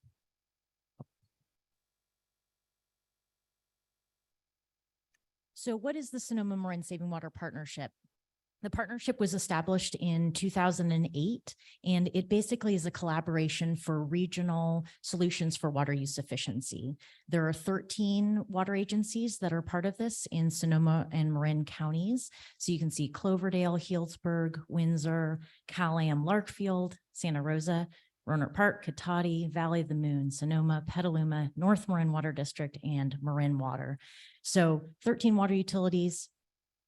Part of the partnership's activities include submitting regional grant applications to fund water use efficiency, regional marketing to have a cohesive message across all of our service areas, and to run regional programs so that we can all benefit from them. It's worth noting that the EPA has thought that the partnership has done a great job. We've received an award every year since 2013. Either an excellence award, a sustained excellence award, and then last year we received Partner of the Year award. Next slide, please. So here are some of the program offerings that the partnership manages. For example, they offer a water education program. So this is direct instruction in classrooms to kids from K through 8 on water use efficiency and the value of water use efficiency. They also designed water smart landscape design templates. Of an example you can see here. Those were used really frequently in the fire rebuild area in 2017 for the Tubbs fire. And that provides a low water use garden template design that's already compliant with local water efficient landscape ordinance. The partnership also manages the QUEL program. That's the Qualified Water Efficient Landscaper Training. That is a certification program for landscape professionals to learn about water use efficiency and sustainability in the landscape. So these are just some of the regional programs that the partnership offers its member agencies. Next slide, please. Each member agency also runs their own individual water use efficiency programs. This is just the last fiscal year accomplishments for the complete regional program. So you can see almost 1 million square feet of turf were removed in each one of these member agencies total. We managed almost 7,000 reports of water waste, implemented over 62,000 gallons of rainwater harvesting storage, and the list goes on. Next slide, please. Again, each water agency runs programs individually as well. And so this is the list of rebates, incentive programs, free devices, and educational resources that some of the member agencies provide. So there's a lawn removal rebate, irrigation efficiency upgrade rebate, gray water reuse rebate, rainwater harvesting rebate, toilet rebate, urinal rebate, clothes washer rebate, recirculating hot water pump rebate, service split incentive, sustained reduction rebate, pool cover rebate, pool removal rebate, smart home water monitoring rebate, toilet direct install. So that's removing toilets, putting in high efficiency toilets and installation, all for free for the customer. Also, all of us water utilities offer free water saving equipment to our customers. So that's free shower heads, free bathroom aerators, free kitchen aerators, shower heads, timers, toilet flappers, dye tab, hose nozzles, kits for customers to evaluate their own home for water use efficiency. We also go into homes and businesses and provide free water smart checkups. There's also online access to hourly water usage, so customers can really evaluate for themselves how they're saving water and how they're utilizing water at their property. We also provide online water waste reporting and online irrigation scheduling tools. So you can see water use efficiency has been really significant and important for these member agencies for a long time. Next slide, please. So what has all that conservation resulted in? It's resulted in decreased water use. As you can see here, the downward trending line is our gallons per capita per day since 1995, all the way going to last year, 2022. So you can see that the gallons per capita per day has trended downward and is completely decoupled at this point from population growth, which is that upward trend line. So you can see population has increased, but water use has still decreased over time. And this is an average across the entire Sonoma Marin Saving Water Partnership member agencies. Next slide, please. This is a similar view of that same graph. Each one of the member agencies here is depicted as a blue bar. The red line above is the target that the state of California gave us to meet as a water use efficiency target. In 2020, we were required to save 20%. Okay, 20% by 2020. And as you can see, each one of the member agencies not only met that target, but exceeded that target significantly. And you can see on the far right-hand side, the regional average was significantly below the target as well. Next slide, please. So this conservation obviously costs resources. So the member agencies that are part of the partnership are required to invest a minimum total across the entire region of $1.5 million every year. As you can see here, the member agencies invest significantly more than that. This is a graph starting from fiscal year 2010 and going into last year. At a minimum, we're investing over $5 million every year on water use efficiency activities. And you can see in last year alone, it was over $10 million. So that's in staffing, that's in managing rebate programs, that's in purchasing devices, attending events, et cetera. Next slide, please. So what's the future? The state of California has now released the long-term framework for water use efficiency, and there are water use efficiency objectives that we're going to be required to meet. As you can see here, there's various different standards. There's an indoor residential standard, an outdoor residential standard, a commercial, industrial, institutional landscape standard, and a water loss standard. So all of us water utilities are going to have to create what this standard is and meet the objective that the state is providing us. So through the partnership programs and through our own water use efficiency efforts over the last, couple of decades, we're on target to being able to meet these objectives, which is great. And I think that's my last slide. Thanks. Thank you, Claire. Okay. So thank you to all of our presenters for this first. Yeah, why don't you maybe just stay here, Claire, and we've got time for questions and any follow-up thoughts of our presenters.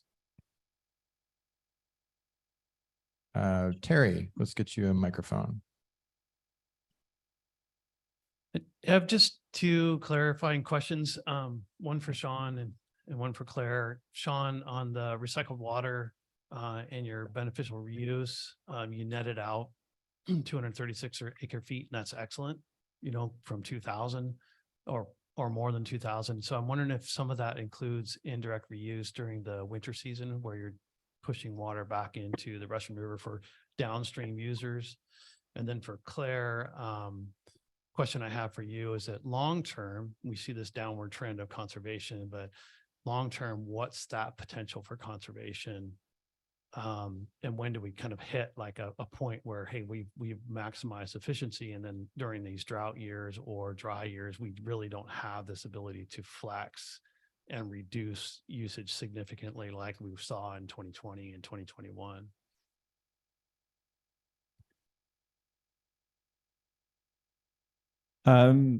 So for the most part, the benefits of our recycled water system happen actually during the summertime. So we produce most of our recycled water during the winter, and that goes into line storage. And then it is an indirect offset. So currently, at least in phases 1 through 3, the vast majority of that water is used by agriculture. Although some of it is used by other uses, industrial parks. But basically, all of those ag users would normally be diverting from the river, which would impact storage in Lake Mendocino. And instead, it's being satiated by water delivered under our recycled system. However, as we move forward with phase 4, that will also be a direct offset. All of those users in phase 4 are currently satisfied by water diverted by the city for uses within the city, and that will be a direct replacement in that instance. One of the things I did forget to mention, you know, this last year that net was 280 acre feet or so, but as we expand our recycled water system this year for phase 4, will likely get us to essentially 0 in most years. To address your question, even though the partnership member agencies have done a lot in water use efficiency, there's still much more to be done. I think our region is on the forefront of water use efficiency compared to other places in the state of California. We're sort of at the top tier of having achieved water use efficiency efforts to the level that we have, but there's still much more opportunity left for us to save. For example, the city of Santa Rosa, we've removed about 4 million square feet of turf since our program started, and yet we still have about 16 million square feet of turf remaining in our service area. So there's still significant ability to conserve further. And then the other part of your question is, at what point do we get down to the bottom and not really have any wiggle room left during droughts? I think you can see when I showed that graph of the GPCD declining, after a drought, there's a small uptick, even though the trend is overall on a downward trend. And I think that's because people take extreme measures during drought that they're not going to be taking during regular times. Maybe they cut their showers down to 5 minutes instead of 10 minutes, or maybe they let their lawn brown out, or whatever, you know, they're taking a bucket in their shower to get the water wells heated up. They're not going to do those during non-drought times. And so it seems like there is still capacity for people to take those extreme measures during drought and then return to more normal water using behaviors in a more efficient way, though, once drought is over. Okay. I think Megan has a question online, and then let's get to you, Mike. So go ahead, Megan. Thanks, Ben. My question was for Claire. And I'm sorry if I missed this, so feel free to correct me if I'm wrong or misunderstood something from your presentation. It's my understanding that in California, a majority of the water that's diverted is really used for agriculture. And I really appreciate this discussion of water use efficiency as it applies to residential users and industrial parks, but I don't recall really seeing a focus on, you know, whether there's any initiative to maybe convert to drip agriculture or dry farming where that's possible, since you know, ag is a big water user in California. And so I was wondering if somebody, Claire or others, could kind of speak to that concern and how that might relate to self-sufficiency or water resiliency in the Russian River watershed. I can address that. The Sonoma County Water Agency does not supply any water to agriculture, right? So the water users that come from those type of systems, they're not agriculture. Agriculture itself, they, as far as water conservation, down in the Santa Rosa Plains, the majority of the dairymen all irrigate with recycled water from the Laguna plant that serves the region, Santa Rosa, Roanoke Park, and other places. As far as in vineyards, those who have access to recycled water use it. Those who are, even if they're using recycled water and those people are not using recycled water, they're using drip irrigation, they're using definite irrigation, and they're using irrigation not because it's Tuesday. They're doing it based upon what the evapotranspiration is, what the soil moisture is, what the soil content of the vine is. So it is controlled. It is done in such a way that uses as little water necessary for the plant. And then in addition, things like frost control in Sonoma County, there's a large initiative to provide and install wind machines instead of using overhead sprinklers for frost control in the spring. So these are different elements that are being done for agriculture in order to conserve water. Thanks, And John. Megan, this is Jim Downing. I just add that these presentations were the examples of projects around the region, and we do have a couple of ag examples in the second session coming up. And yeah, we'll certainly flag the question you raised as one to discuss going forward. Thanks, Jim. Yeah, well, one quick comment, and then I think another question for John. Just put some more numbers to Claire's presentation. And I'm going a little bit from memory, but I think I'm pretty close. But that in 2007, the Sonoma County Water Agency, the demands on our water transmission and supply system, which, to all of the urban areas we serve, was about, for the year, we diverted or, delivered, I think it was 66,000 acre feet that year in 2007, the year before the Sonoma Marin Saving Water Partnership was formed. And this past year, I think our numbers are just in, I think we're around 38,000. So it's really been, so what's that? 2004 was the max? Okay, thanks. Thank you. So was I close on the number? Okay, good, thanks. So anyways, we've just to highlight the importance of that conservation work, again, to go from 66,000 acre feet almost 20 years ago now down down to about 38,000 this last year. And again, that was, and partially was from, obviously a very significant drought.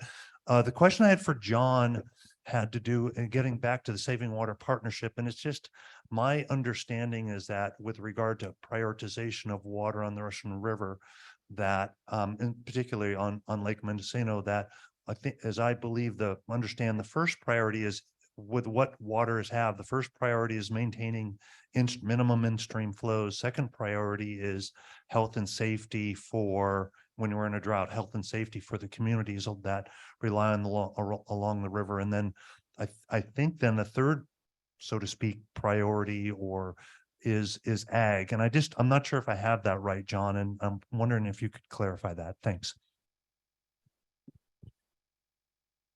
Well, yeah, so during 2021, during the curtailment, and in 2022, during the curtailment, that water was only available for agriculture at a reduced amount after health and human needs were met. And then also after ensuring that the usage would not draw down a reserve pool in Lake Mendocino that could be carried over for next year. So the voluntary water sharing program was based upon what water was available after all those things were being met. That answer your question? Okay, let's go to Mike Shaver and then Vivian.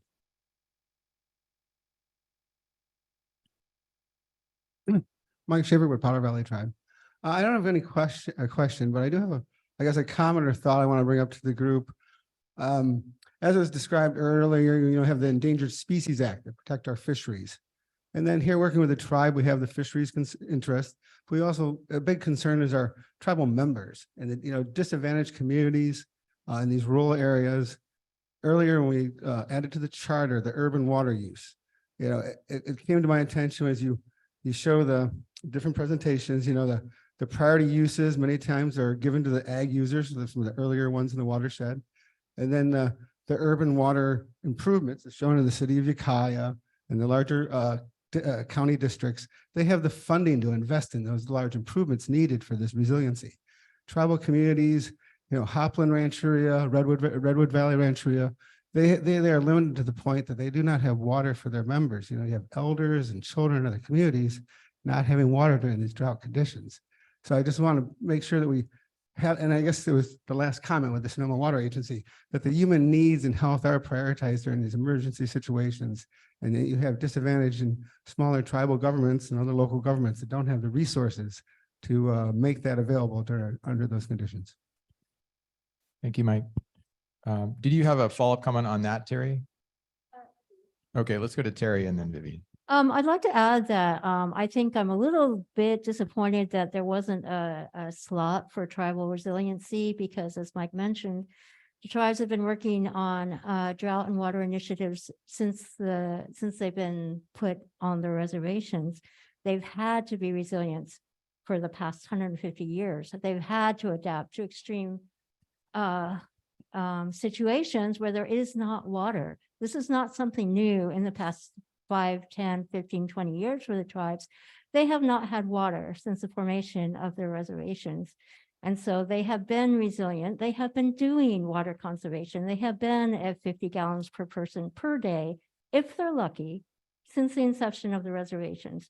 They have mulching programs. They have rainwater catchment systems. They have so much in place that the other communities are just now catching up on.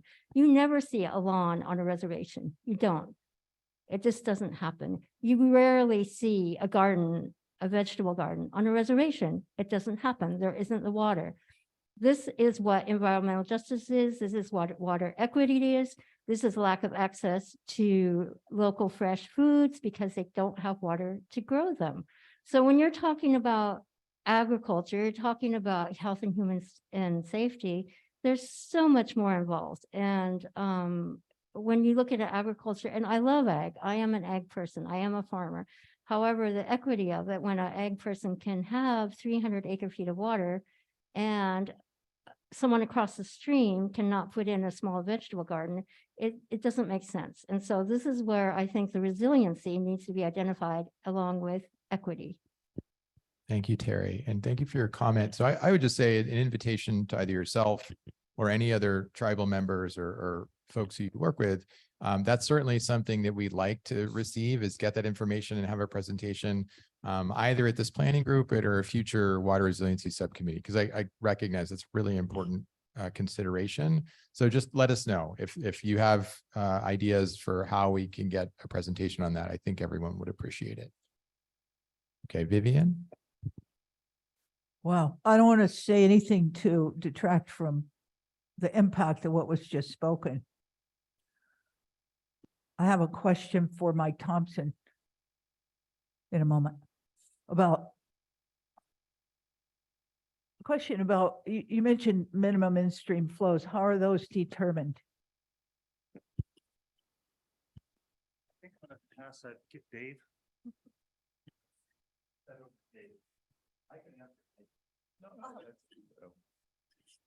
So there is the State Water Resources Control Board passed a water rights decision for the Russian River called Decision 1610 that guides, based on the hydrologic conditions really historically in the Eel River watershed, what the conditions will be in the Russian River seasonally. So there's, we can point you to some reference materials. I won't go through all of the components of Decision 1610. one of the objectives through the 2008 Russian River biological opinion is to make the flows during the summertime work better for threatened and endangered fish in the Russian River. So Sonoma Water is engaged in a process right now of amending those water rights, petitioning the state board to change them in a way that better meets the needs of threatened and endangered species in the Russian River. And that's effectively a reduction in those historically high summertime flows. So there is a component of, you can call it resiliency in the Russian River watershed in response to the needs of threatened and endangered species that is actually conserving more water in Lake Mendocino and releasing lower flows into the Russian River. In the time it takes for us to complete California Environmental Quality Act compliance and petition the state board, and there has been a draft EIR, I believe you're aware of that probably, that was released back in 2016 that speaks to these needs to improve conditions for Russian River fisheries. It's called the Fish Flow Project. In the interim period it takes for us to get that to the state board, and it's very complicated. Part of the complications are the uncertainties surrounding the Potter Valley project and its future and the state of the diversion. We're implementing flows on an annual temporary basis outside of the drought conditions as dictated by the National Marine Fisheries Service. So right now, in a year where the conditions are normal and we're in a hydrologically wet condition, we're still releasing less water than we had been historically to better meet the needs of fish in the Russian River. And it's a very substantial change over the long historic conditions of releasing water into the Russian River. So that does that capture it, Mike, you think?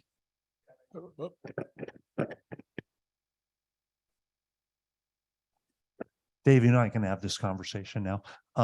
But I think one of my main understandings though is that the storage in the water in Lake Mendocino, again, that right now with the temporary change petition, the hydrologic index is based on storage in Lake Mendocino.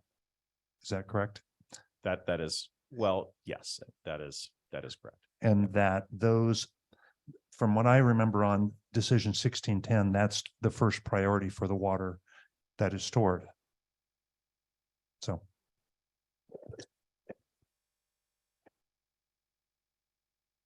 Thanks, Mike. And Dave, thank you. Okay, seeing no other questions. Any questions online, Matt? Okay, just to keep us, so we're about running a half an hour late, which I think is fine. We can make it up. We're gonna go till probably about 1, and then we'll take a break for lunch at 1 o'clock. So we'll be running about a half an hour late. So I'm gonna just tee up our next set of presentations. So we're gonna have Adrian from Russian River Confluence, so I think is in the back, is gonna present on on-farm groundwater recharge program. Janet Pauley is going to present on the Potter Valley Irrigation District and evaluating water resiliency options.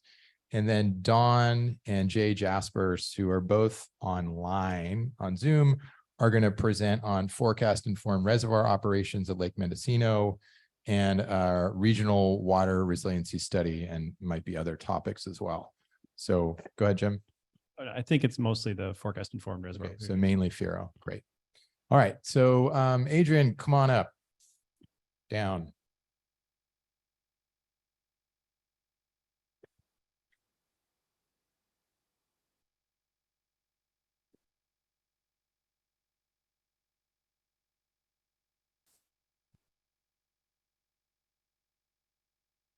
Thank you all. I'm Adrienne Garialdi, and I'm a coordinator for the Russian River Confluence, and I'm an alternate on the planning group for agriculture.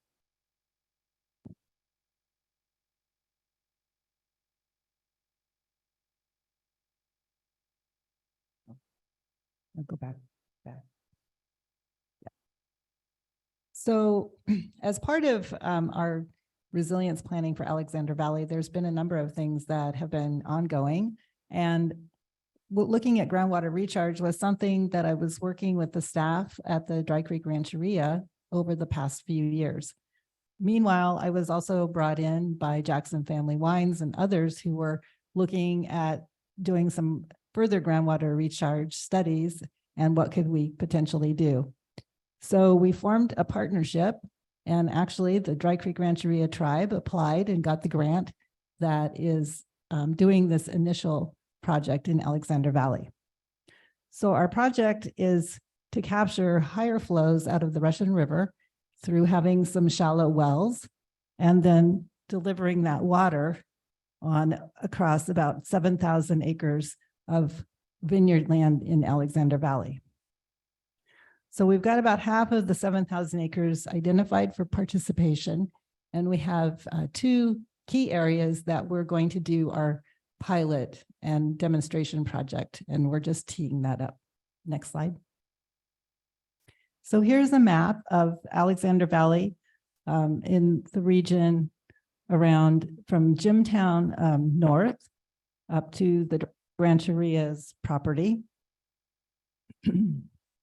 And so the service areas were determined by natural features like the creeks and streams, and also built street features like roads and the highways.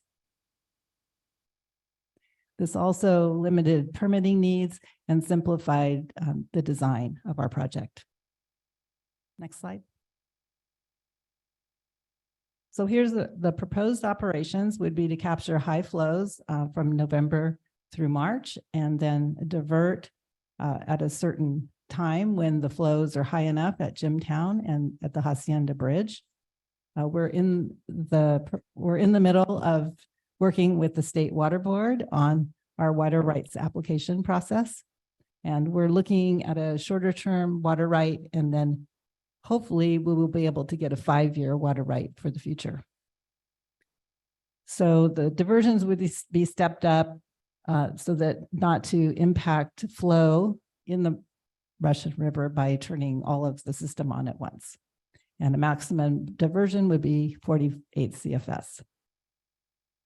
So we've calculated that about 1 to 2.5% of the Russian River flow would be diverted depending upon the year, which would be about 7,150 acre feet per year.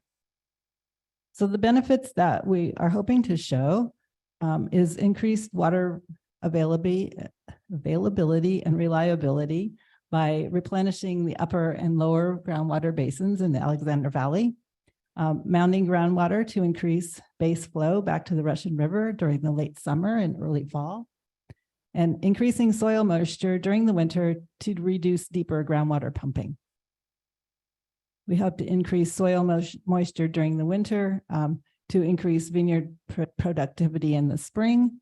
And on a couple of initial vineyards where water was put on early in the year and filled that soil profile, the vineyard actually did not have to be irrigated until later in the season. This would also improve local and downstream late season Russian River base flows, which would be benefit to salmonids.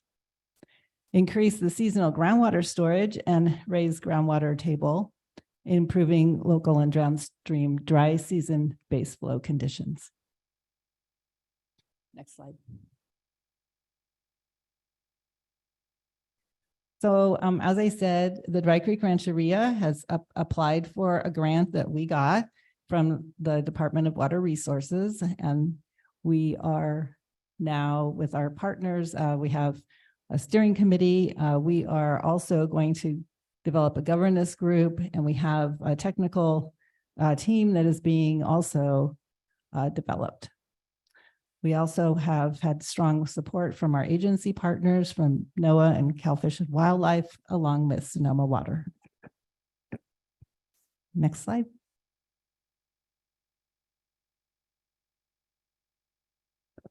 Okay, thank you. All right, thank you, Adrian. Janet, I think you're up. Sure. Hi, everyone. I was asked last week while I was on vacation to give this, so I don't have any slides, but I have a lot of data for Potter Valley Irrigation District. And we are somewhat unique in the system in that we are intensely farming a relatively small area in Potter Valley. And we are the first recipients of the diverted water from the Eel River and have been since The diversion began with summer water in 1922. So anyway, Potter Valley conservation improvements are not new to the district. We've been trying to improve our system for a very long time. I will say that that has been accelerated since 2014, when we've been able to take advantage of some newer technologies, which have done us a lot of good and will continue to.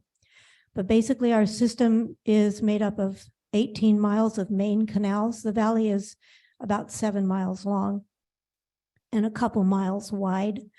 So 18 miles of main canals and 18 miles of class 1 laterals that are maintained. These are maintained by the district. And then there's a whole series of class 2 laterals that are maintained by landowners. Of the 18 miles of main canals, we've now been able to afford to pipe 12%. Of the class 1 laterals, we now have 41% of the total ditches in pipe. So we have significantly improved water supply there and conserved significantly, because we're not losing water to subbing out of those open ditches or evaporating. So that has been very, very valuable for us. Also, we have encouraged landowners to build ponds over the last 20 to 25 years. Mainly that began because of frost protection, as pastures, some pastures and pear orchards were converted to vineyards.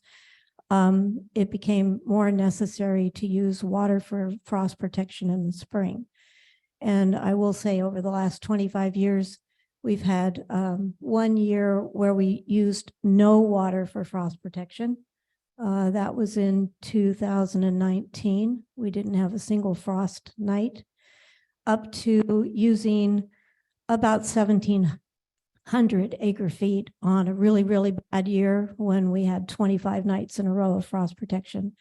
When that happens, we can't provide water to all of the customers who have acreage and vineyards. So they are required to have frost ponds where they store water that can be recharged over the daytime period in sequence, so that we can so the district can keep ahead of the water that's needed for frost. We currently have 55 ponds in Potter Valley, and we're storing about 775 acre feet of water. We can fill those ponds in the wintertime, but then we also can fill them when the irrigation system starts, so that we're more efficient in utilizing water that's diverted. We have comprehensive spreadsheets that track our customer water use, and we've had those in place for a very long time, including number of acres, the crop type, how it's being irrigated, in other words, whether it's being dripped, whether, for example, in trees like the pear orchards, it's under tree sprinklers. And then pastures, of course, are still flood irrigated. We've reduced the total system losses since 2014 by about 25%. Other efforts that we've made to manage water loss in the system, one is an integrated pest management program that we utilize to control aquatic vegetation in the canals that are still open. The aquatic vegetation not only utilizes water itself, but it impedes our ability to move water through the system, because it's all gravity fed. So we have a Water Resources Control Board's National Pollutant Discharge Elimination System in place, a permit for that. We hire a third-party biologist, Blankenship and Associates, to perform pre and post biological assessments of our treatment under this program. And we treat the canals twice a year, once in the spring and at the end of the season, when the canals are dry, we do a second treatment. which has been very effective. We now have 3 prototype hydroscreen delivery gates installed, and that's an effort to stop the spread of weeds, algae, and actually other aquatic plants that produce seeds. Keeps them out of the system in certain spots.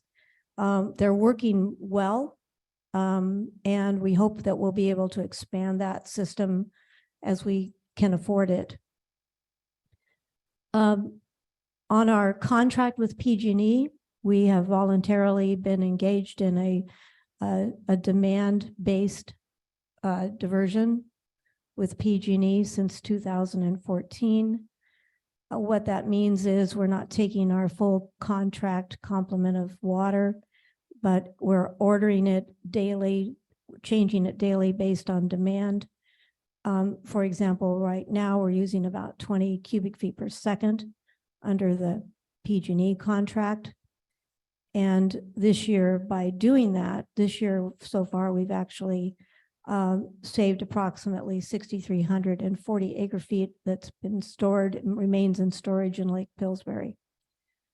And that's this year without the variance being in place yet. As most of you know, PG&E has requested a variance from FERC again because we can't fill Lake Pillsbury anymore because of the seismic issues. So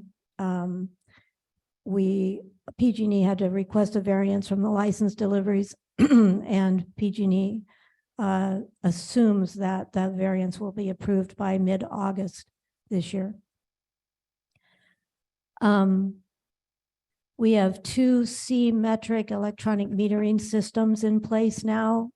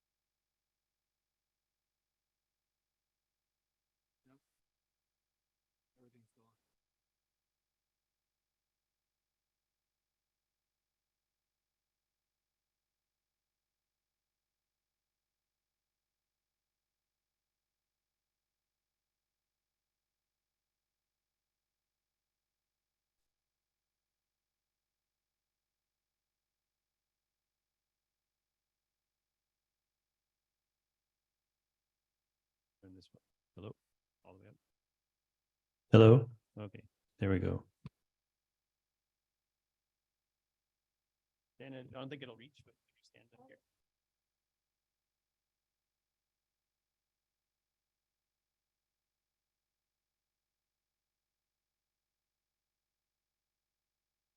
Okay, I'm back.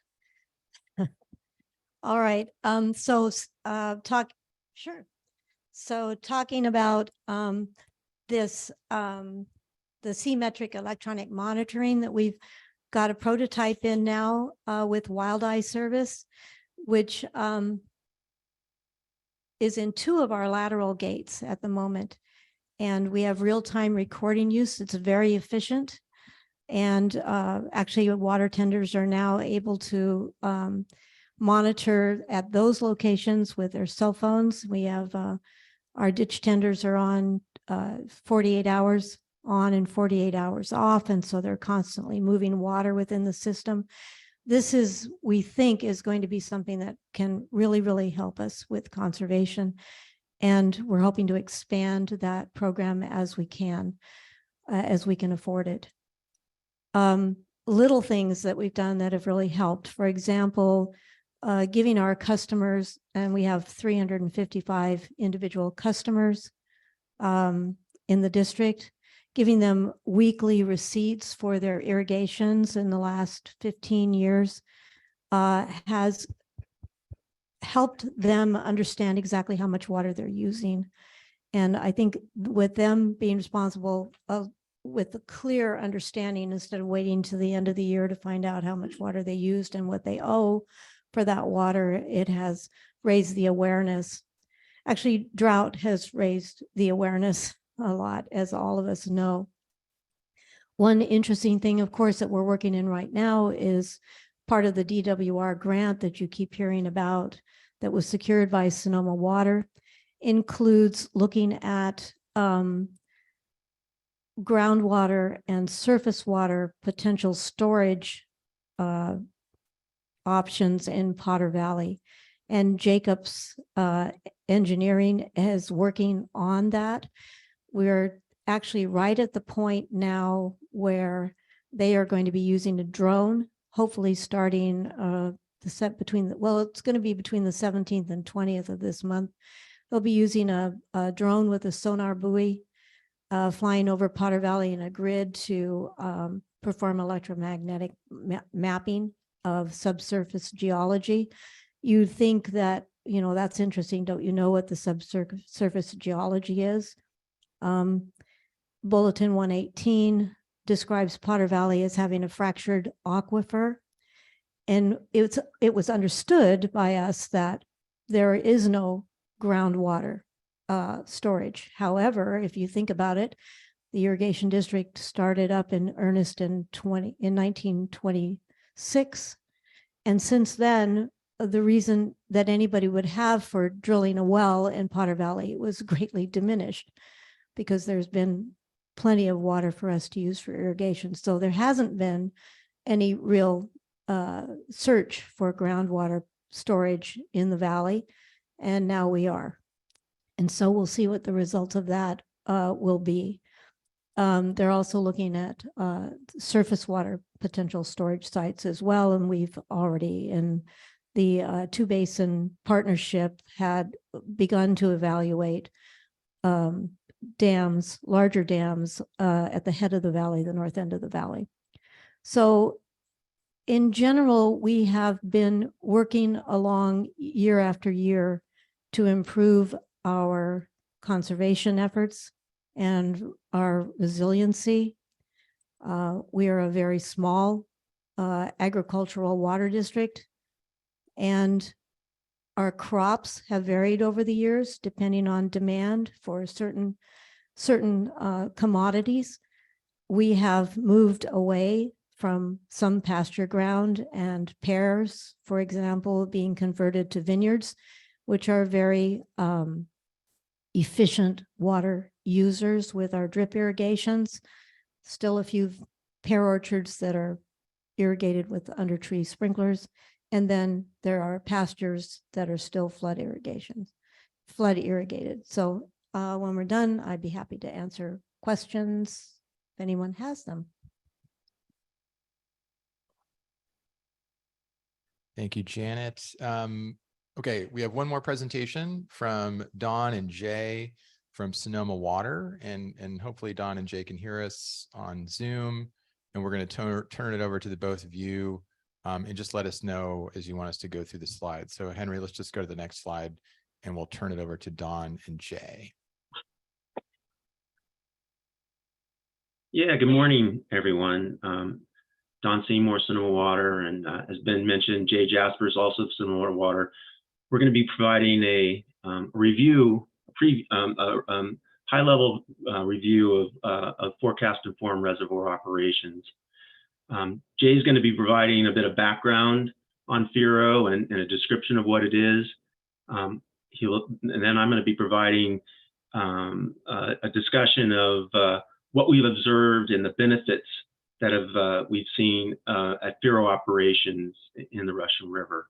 But I think before we start, it's really important to point out Lake Mendocino was the very first FERO site, pilot site ever. It started in 2014. Jay will probably go into a bit more detail.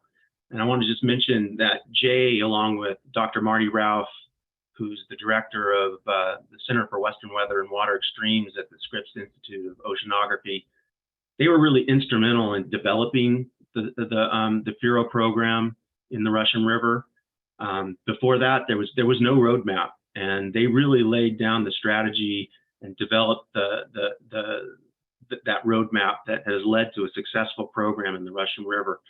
A lot of the lessons learned at Lake Mendocino have been transferred to other reservoir sites that are interested in looking at FURO operations. For example, Prado Reservoir down in Orange County, or Lake Oroville and New Bullards Bar on the Yuba Feather system, and then also Howard Hanson up in Washington State are all actively moving forward with FURO programs. So before I pass it over to Jay, I just think it's important to do a quick review of the Russian River reservoirs. Next slide, please. So just as a reminder, Lake Mendocino up on the East Fork Russian River, Lake Sonoma on Dry Creek. These are both federal projects. They were authorized by the Flood Control Act of 1944 and 1962, respectively. Both these reservoirs are owned and managed by the Army Corps of Engineers. They're multi-purpose reservoirs providing water supply, flood control, recreational and environmental benefits.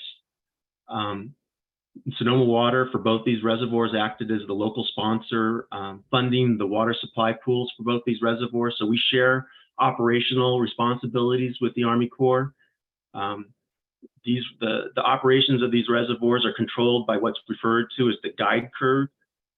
When storage in the reservoir is above the guide curve, the reservoir is in flood control operations, and the Army Corps is controlling and managing releases from the reservoir. When the storage is below that guide curve, that's in the water supply pool, that's when Sonoma Water is in control of making reservoir release decisions. And we're making those decisions, as was earlier referred to, in meeting our minimum stream flow requirements as part of our water right permits and Decision 1610, but also for diversions by authorized users of stored water from the reservoirs. Lake Mendocino is the smaller of the two reservoirs. It was completed in 1959. It has what's referred to as a variable guide curve, which means between November and March, the maximum storage in the water supply pool is 68,400 acre feet. And then it starts rising March 1 until about the middle of May, when it hits a maximum of 111,000 acre feet. And as you'll see in the next slide that Jay will be presenting, he'll point out that guide curve really makes either springtime precipitation events or historically imports of Eel River water really important to filling that reservoir. Lake Sonoma, on the other hand, is a much larger reservoir. It's got a constant guide curve of 245,000 acre feet, so almost 3 times bigger than Lake Mendocino. So with that, I'm going to pass it over to Jay for what he's going to be presenting. And you can go to the next. Thanks, Don. Yeah, you can go to the next slide.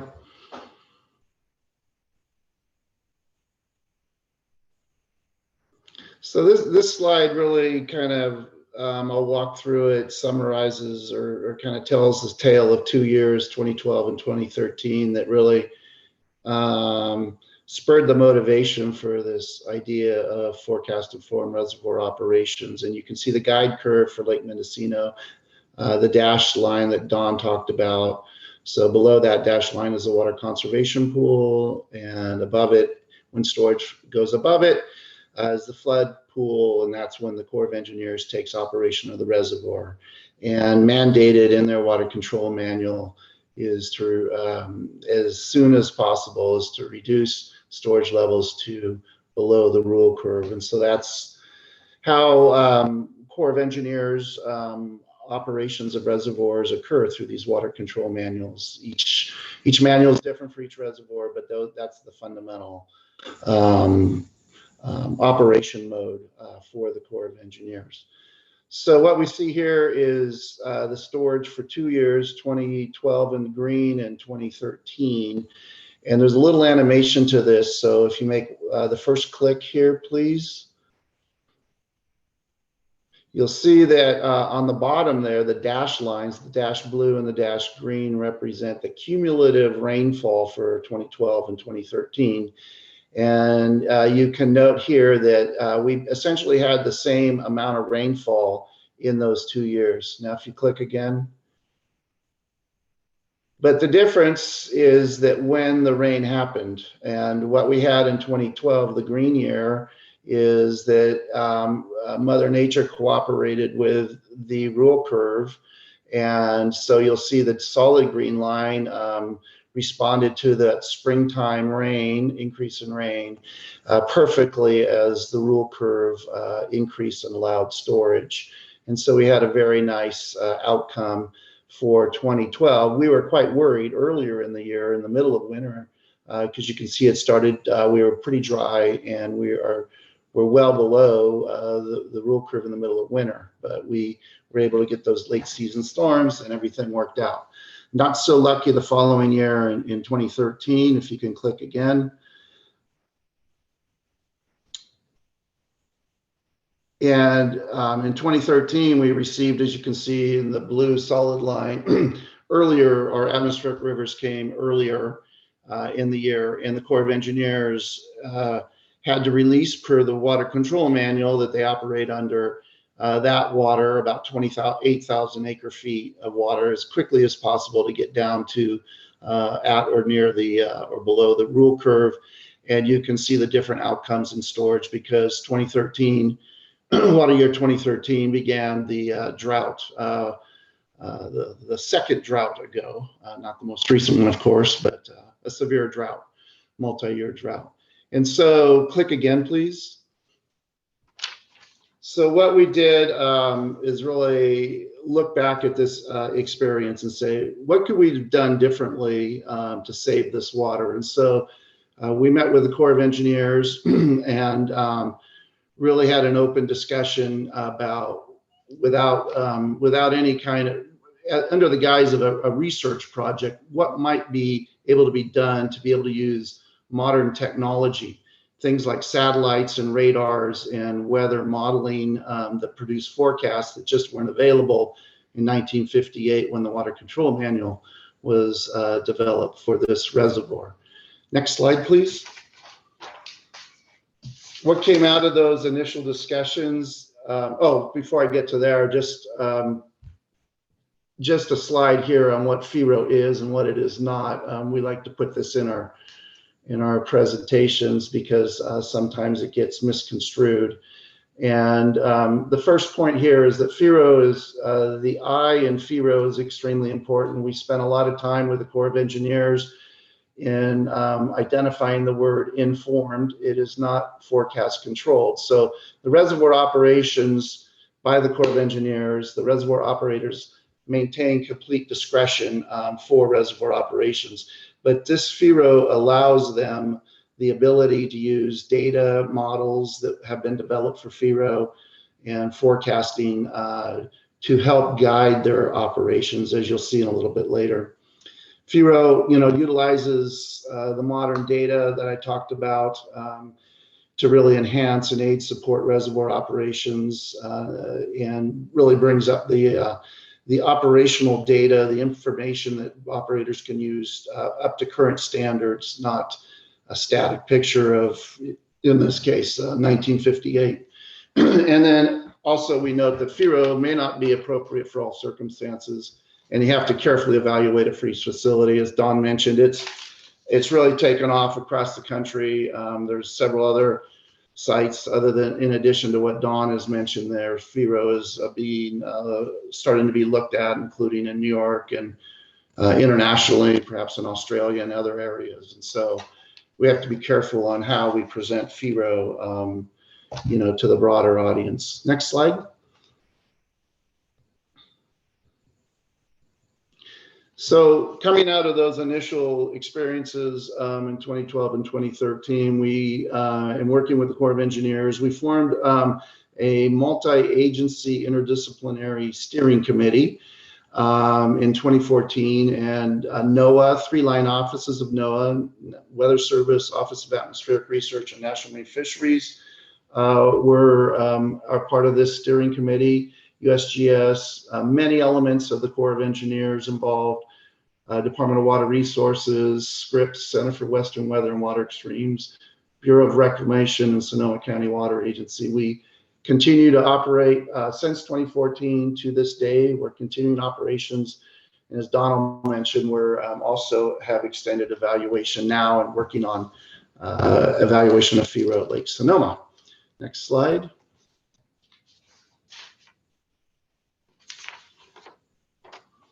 And so one of the things that, before I turn it over to Don to show it some of the experiences that the results we've seen over the last several years with Lake Mendocino, is the steering committee in 2020, early 2021, published a comprehensive report called the Final Viability Assessment, where we produced the results of extensive modeling and analyses that are backed up by actual empirical data of operating and trying this on a temporary basis through major deviations to the rule curve, that really showed not only modeling benefits to water supply, environmental flows, but also flood risk management. FERO can improve flood risk management. And then that's coupled with actual empirical data from 2019 to the present, as Don's going to show here in a minute. We originally came at this from the do no harm to flood risk management, see what improvements we can make for water supply and environmental flows. But we found out because you can pre-release in advance of storms, you can actually increase the flood risk management. So it's truly a win. We feel a win-win-win. And so with that, I'm going to turn it over to Don, and he has a few slides to show the results from the last few years from operating Lake Mendocino under FERO. Next slide. Thanks, Jay. So I'm going to walk you guys through this slide. There's a lot of lines going on, but you can see that dashed gray line that is the guide curve that divides the flood control pool from the water supply pool. And then that dashed blue line again is the top of the FERO pool, which is during the wet season, almost 12,000 acre feet that the Corps, at their discretion, can now store water in if they feel there's a low risk. And so that bold black line is the observed storage during the water year 2019 at Lake Mendocino. The brown line is modeled storage if the Corps had to operate to the existing rule curve and could not take advantage of the FERO pool.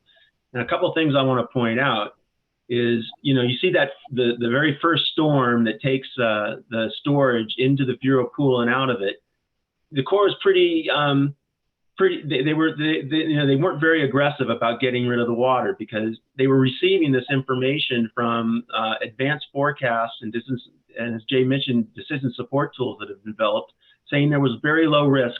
So they kind of took their time getting the water, and they only took it back down to the top of the FERO pool. And then had another little storm, but you can see after that other little storm, they were very aggressive about getting water down.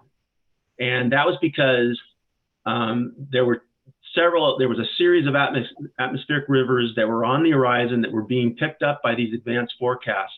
And so this was what Jay was talking about, a pre-release. If they had had a bigger window, they probably would have taken it all the way down to the guide curve, and under under consultation with Sonoma Water, could have even taken it down below the guide curve.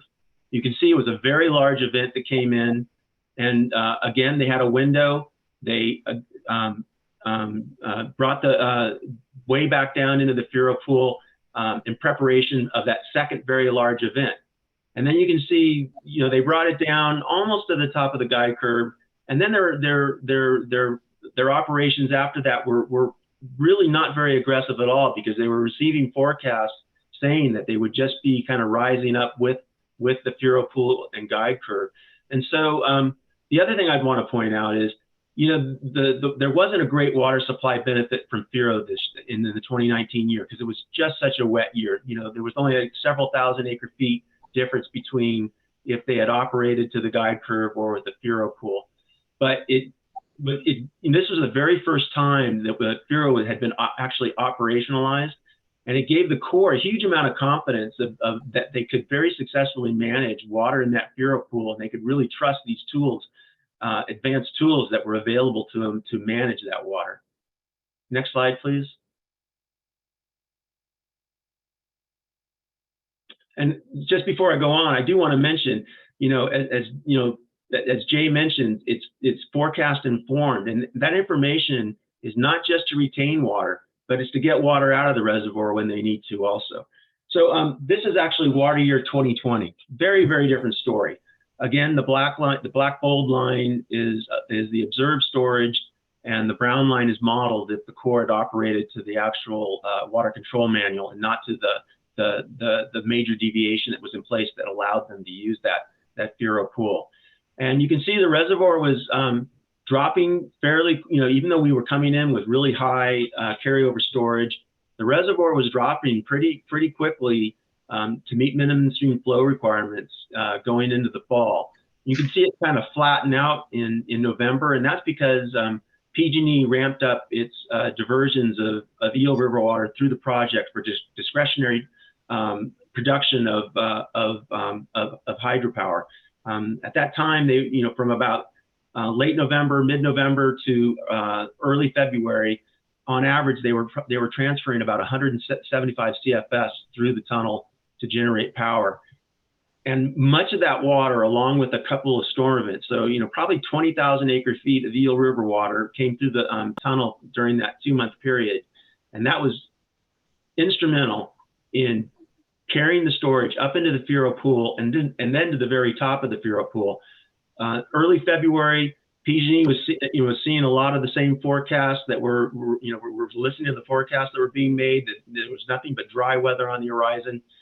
They shut down those discretionary transfers and went to the very minimum of their obligations for minimum stream flow requirements in East Branch Russian River and a small amount of transfer for the Potter Valley Irrigation District. Coming in that February really marked the start of the 30th, some of the driest months on record in the state of California. Little did we know, we were entering into one of the worst droughts on record. And that 12,000 acre-feet of additional water was critical in preventing Lake Mendocino from draining in 2021. October 2021, the reservoir got down to just over 12,000 acre-feet. And between actions taken by Sonoma Water through temporary change petitions to reduce minimum stream flow requirements, State Board coming in and curtailing over 1,800 water rights, and this additional water, that was what prevented Lake Mendocino from actually going dry. Next slide, please.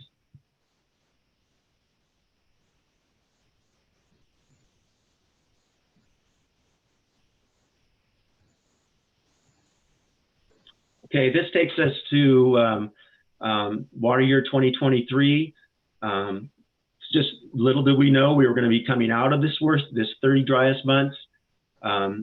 Series of atmospheric rivers that start, that blue line is the storage at Lake Mendocino. As you can see, it's a little below 40,000 acre-feet. Didn't know what we were going to be coming into this season. However, starting in late December, we had a series of atmospheric rivers, and they pushed the storage not only to the top of the conservation pool, but almost 15 or 16,000 feet above the FURO pool. You can see that as soon as the Corps had an open window based on forecast information that was coming through and also receding flows in the Russian River, they brought the storage in the reservoir back to the top of the FURO pool, and then they managed, based on those forecasts, they kept the reservoir right at the top of the FURO pool, and only at the very end did they start making some, bringing some of the storage down in response to some precipitation events that were occurring in March. So, story is water year 2023, very similar to 2019. With all the water that came in, FURO probably wasn't a huge water supply benefit. It was that series of atmospheric rivers, but certainly it was probably maybe not the 12,000 acre-feet we saw in 2019, but more likely a 7,000 or 8,000 acre-foot benefit. And right now, Lake Mendocino is at 96,000 acre-feet, a remarkable level for this time of year. Next slide, please. So, FIRO is in the process of being formalized at Lake Mendocino through these major deviations to the flood control manual. But as Jay will mention shortly, there's also the water control manual is actually being updated. And because of that, we've moved our interest to Lake Sonoma. We've just really started looking at the viability of forecast-informed reservoir operations of Lake Sonoma. But in water, we did have a minor deviation in place to create a very similar FIRO pool at Lake Sonoma between October and February 15th. That pool is 9,500 acre feet above the water supply pool. And then between February 16th and March 1, it rises to 19,000 acre feet. Next slide, please. So again, through that series of atmospheric rivers, Lake Sonoma going into late December was at its lowest level ever since it filled. It was below 100,000 acre feet. That's never been observed before. It was making a lot of people nervous because this is really the backbone of the water supply for over 600,000 people in Sonoma and Marin counties. That series of atmospheric rivers brought the storage not only to the top of the conservation pool, so like over 150,000 acre feet, but up right and through the FIRO pool, and then again to a storage level that they had to start releasing water to get it back to the top of the FIRO pool. Lake Mendocino is currently at Lake Sonoma is currently at about 251,000 acre feet. So it is still 6,000 acre feet encroached into the flood control pool. And currently the Army Corps of Engineers remains in control of the reservoir. Again, unprecedented that Sonoma Water isn't controlling releases and the reservoir isn't below 245,000 acre feet. So I want to point out, forecast informed reservoir operations is not a silver bullet for complete resiliency of the Russian River system. But right now, it is the biggest tool in the tool shed. And between these 2019 and 2023 now, combined, it is collected in storage and made tens of thousands of acre feet of water available to the region. This year alone, between Lake Mendocino and Lake Sonoma, somewhere between, FIRO resulted in an additional 25,000 to 30,000 acre feet of storage between the two reservoirs. That's almost another small reservoir. And that's not through any capital projects, major construction. This is just through reoperation and leveraging new technology that's become available. So I'll pass it back to Jay for the last slide. Yeah, just the last slide to wrap up here on where we are moving forward. First with Lake Mendocino, as Don said, Corps of Engineers is in process of updating the water control manual to include FIRO. This will be the first time ever, that FIRO will be included in a water control manual update. So we've been working closely with the Corps of Engineers, and hopefully by the end of this year or early 2024, that'll be completed. Until that's done, though, we'll continue to operate FIRO under the major deviation, which I think lasts till 2026. On Lake Sonoma, as Don said, we're just, the Russian River Steering Committee FIRO Steering Committee has just begun its assessment. We've obtained federal dollars to support this evaluation. And we're going to be evaluating FIRO as we did for Lake Mendocino and as is being done for several of the other sites we've mentioned in detail for the existing configuration. And the Corps of Engineers San Francisco district is committed to update the water control manual to include FIRO if it proves to be viable as it was in Lake Mendocino. So that is work that's going to be happening in the next couple of years that we're excited about. In addition, and a little bit different from Mendocino, this evaluation is also going to evaluate a second FIRO alternative at a much higher conceptual level, really from a water balance perspective, to look at, okay, FIRO under the existing configuration with a single outlet at Dry Creek can yield, X benefit. What could a secondary outlet maybe to the Alexander Valley do for flood risk benefits, for water supply, and environmental flows. It'll be at a much higher level, but depending on this evaluation, could hold a significant key towards building upper Russian River resiliency in the future. Again, it'll be at a higher level and would require downstream, additional feasibility studies and a whole slew of activity if it proves just a proof of concept passes for that. So anyway, I think that wraps up our presentation on FERA. Thank you. Is this working? Okay, and thank you, Don and Jay. Thank you, Adrian, and thank you, Janet. We've got about 15 minutes for questions, and then we'll take maybe 10 minutes actually, and then we'll take lunch. And Adrian, why don't you come up here just so you're close to us.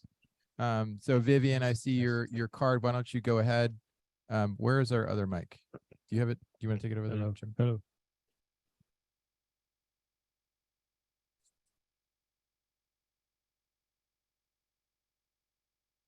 Hi, question for Don or Jay. These adaptations are very impressive and innovative. I'm real pleased to see that they're helping. The question is, what are you referring to as a secondary outlet on Lake Sonoma? Yeah, that's a good question.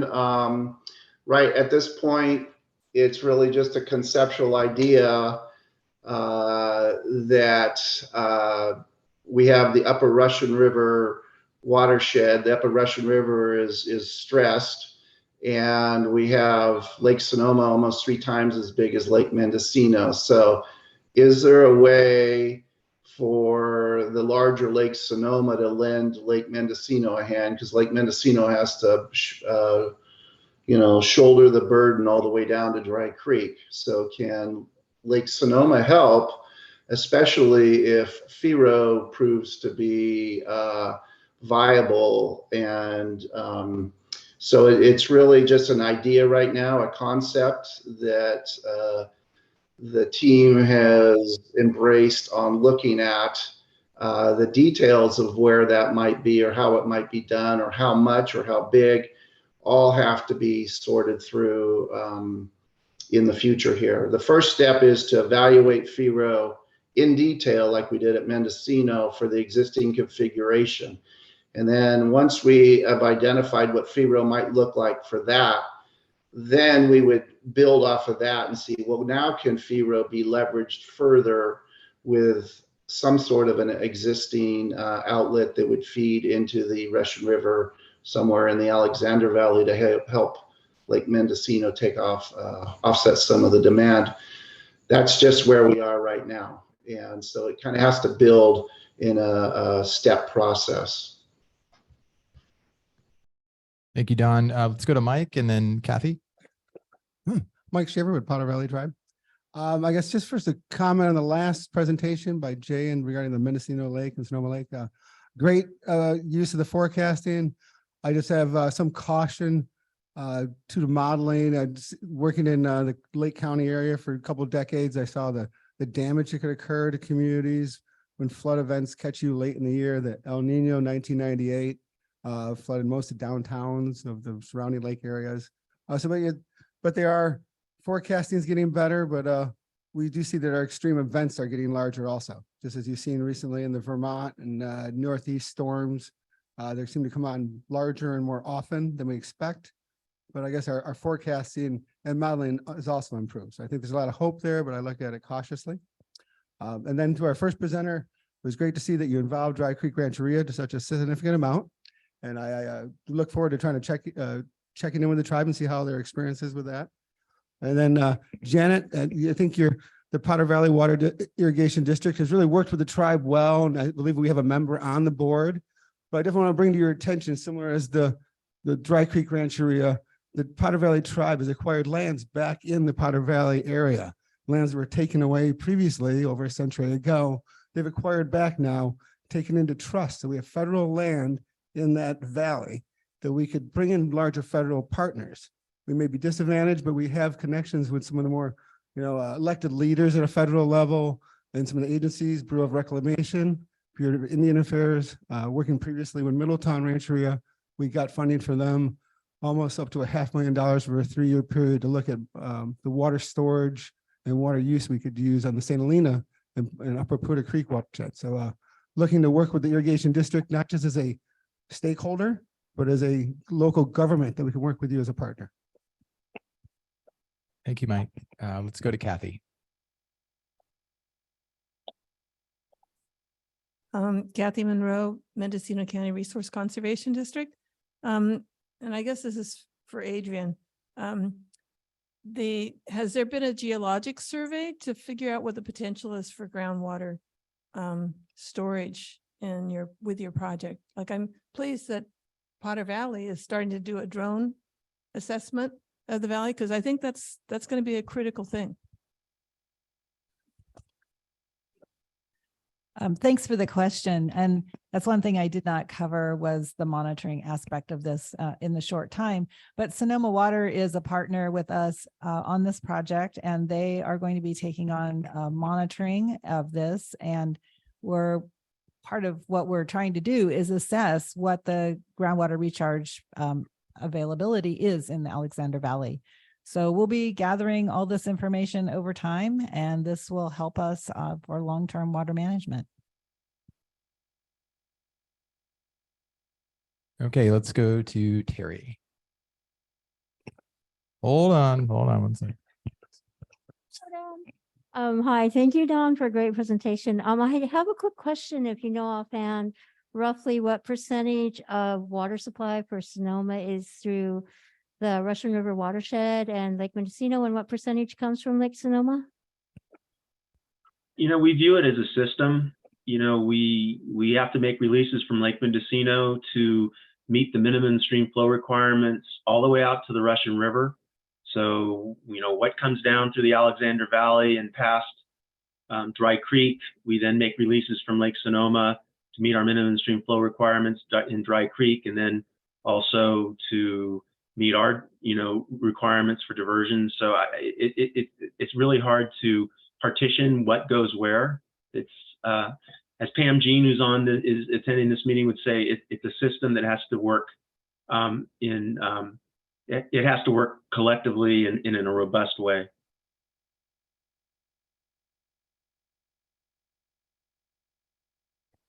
Matt, anybody online? Okay. Well, I think this is a good time to break for lunch. And again, I want to thank all the presenters for sharing all the work you're doing. As a reminder that it wasn't our intent to be completely comprehensive with everything that's going on in the basin, but we wanted to give everyone kind of a sampling. And we'll talk a little bit after lunch about where do we think additional efforts are needed and how does this relate to the focus of this group. So we'll reconvene at 1:30. And we've got some great lunch options nearby. So we'll see you all in a little bit more than 30 minutes. And thank you again.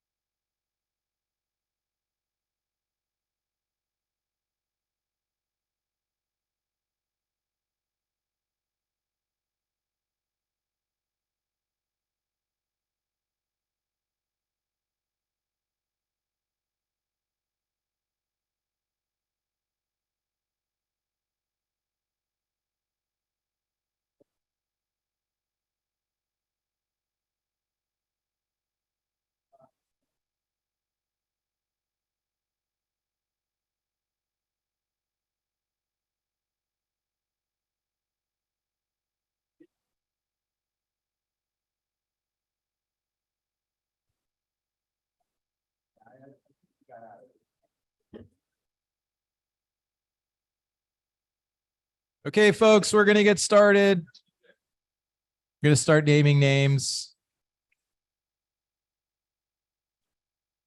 Right. He's going to be his first one. Mike Shaver, Janet Pauley, Sean White. See you. Okay, thank you. All right, well, welcome back, everyone. I want to again thank everyone who presented this morning on all the a sampling of the water resiliency efforts taking place in the Russian River Basin. And what we wanted to do with the remainder of the time we have today was have more of a discussion among the planning group members and really try to connect this. So thinking about the efforts going on, and I think what we heard from some folks is that there's a lot that's going on and has been going on in the context of water resiliency, and there could be room for more. And with that said, how does that relate to what this group is focused on, which is informing a proposed solution around the Potter Valley project decommissioning? So how do we connect those dots?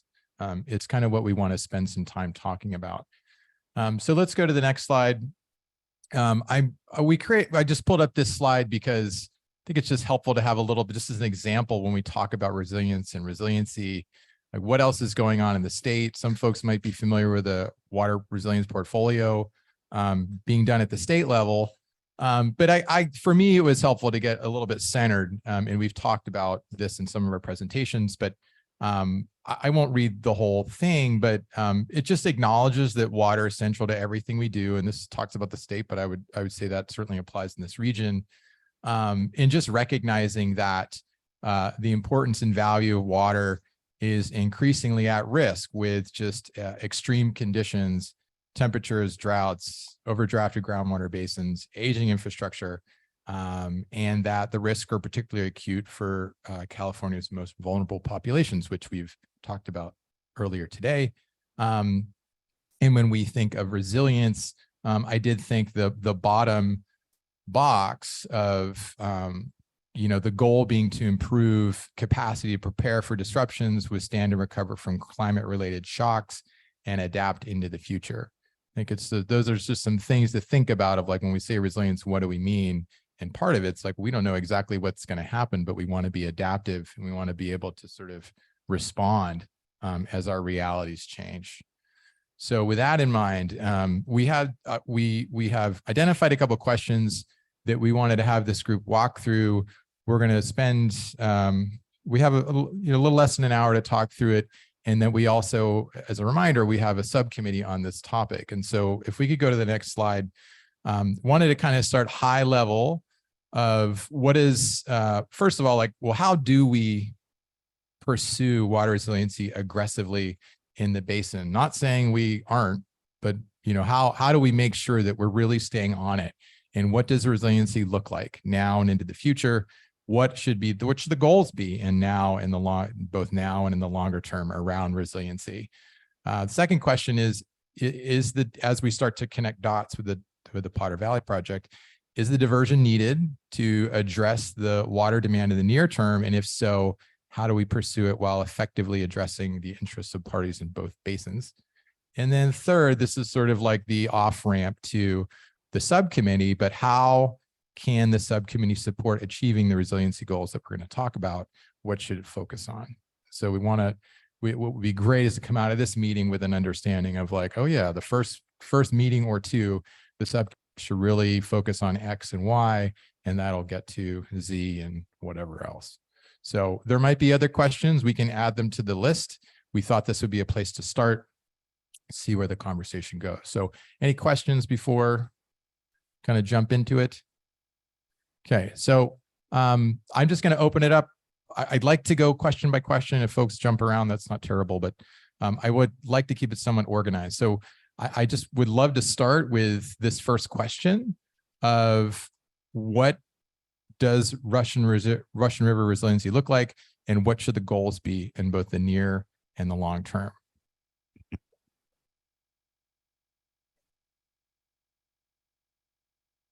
Okay, I see Vivian, I see Kathy. Put up your card, we'll get to you. And I'm gonna try to get this on flip charts.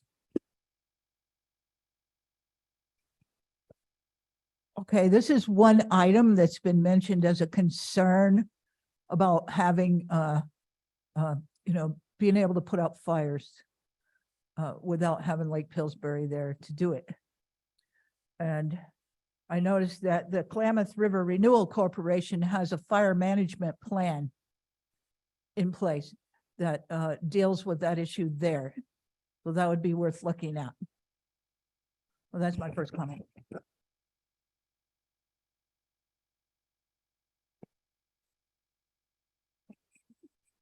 Okay, Kathy. Yeah, Kathy Monroe from the RCD Mendocino County. I guess I feel like we needed to have a really clear timeline of how soon the potential is for no diversion to happen. If PG&E does get decommissioning, what that will mean in terms of flow. I mean, how, I know the 5 cubic feet per second is pretty minimal right now, but I mean, how long is that going to continue? I think we need to kind of have a clearer picture of how much we really have to jump into the near part besides the long term. Mm-hmm. So I just want to make sure I understand your question, Kathy. The question is, I'm sorry, could you one more time? Well, yeah, it's like what is going to happen when it gets decommissioned? Do you mean what would happen if it got decommissioned Yeah. and the diversion went away? Yeah, or how soon it might go away, or whatever, whatever is going to be the gap between the decommissioning and water availability and how it would be affected. So we need to understand that. Okay. Thank you. Bree Clotter, Redwood Valley County Water District. Pursuing aggressive pursuit of resiliency. The most important issue in my mind is education, because if people don't know that there's a problem here, or they just think things are going to continue on, we're never going to have a resilient response to this problem.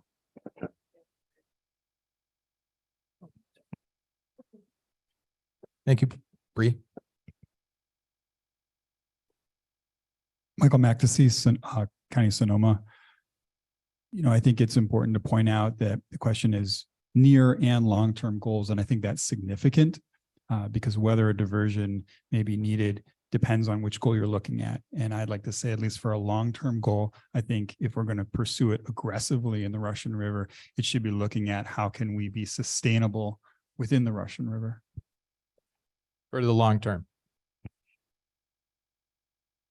Mike Shaver, and then Carol, and then Vivian, and then Terry.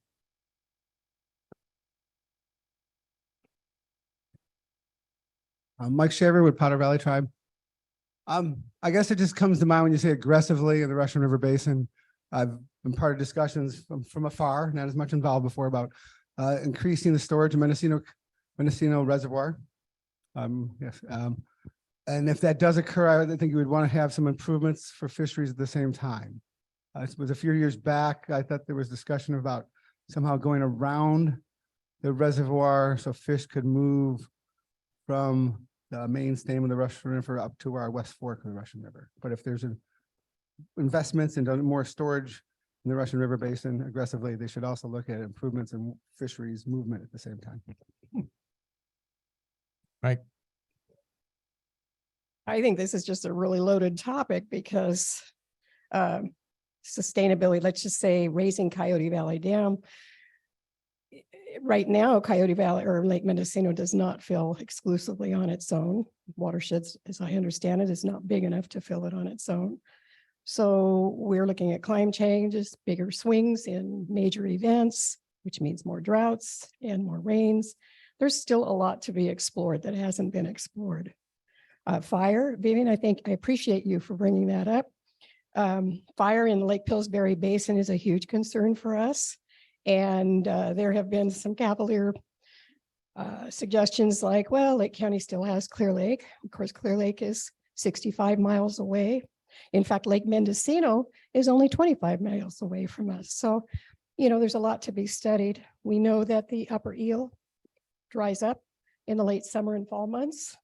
And so we may not be something that can be put into the mold of what occurred up in the Klamath area, where they put in some big tanks and you know, dipping ponds and things like that. Our situation may be very different, but of course we don't know that yet because it hasn't been studied. So I think my point is that in order to be assure Russian River resiliency, we need to look at the big picture, and I hope we will. Thanks, Carol. Terry.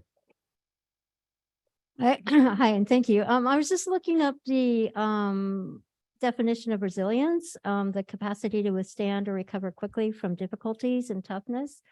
So I'm wondering if there's maybe two things we have to consider here as do we always want to be in a state of resilience, or like always being ready to spring back from toughness or from the next disaster, or do we want to be more prepared and proactive and actually change the systems in the county that are more adaptive to what we have here, and living within the water budget, living within the land budget, living within the carrying capacity of the environment would reduce the risk for disasters, this continuous disaster movie we're on. So I think that as well as resilience, we might want to look at other, I don't know how to explain it, but I think that just resilience is the big thing right now. Everything's resilient about let's bounce back, let's be tough. But also let's also think about how we don't have to be resilient. Let's think about how we can live within what's here so that the fires don't happen. So we do our controlled burns, we do prescribed burning, we do more native planting, we do more ongoing land management, not waiting for disasters to actually occur. If that makes sense. Thank you, Terry. I don't know. Vivian? Speaking off of what Terry just said, I think that Russian River's self-sufficiency in the long term is self-sufficiency, and not just the ability to bounce back.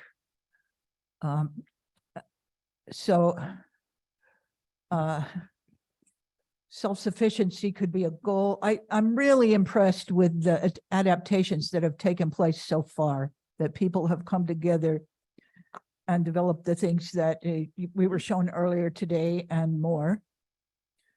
And the Russian River is already having to adapt to less water from the Eel with the transformer down and the lake lower.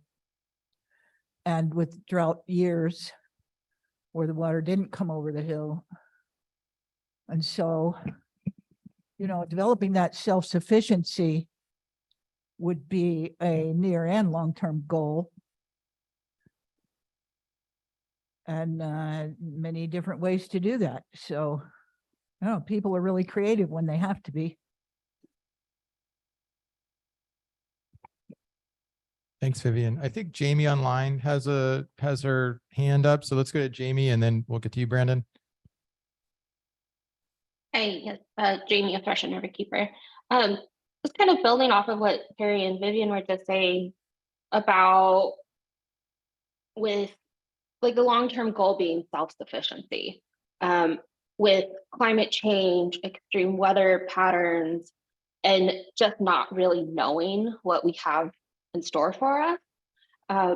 Just being proactive and seeing what we can do to really solidify and kind of knuckle down, so to say, on improving our water, improving making our water go further with the tools that we have available. And then also identifying, like in the short term, the data gaps that we currently have and the information that we need in order to get to those points.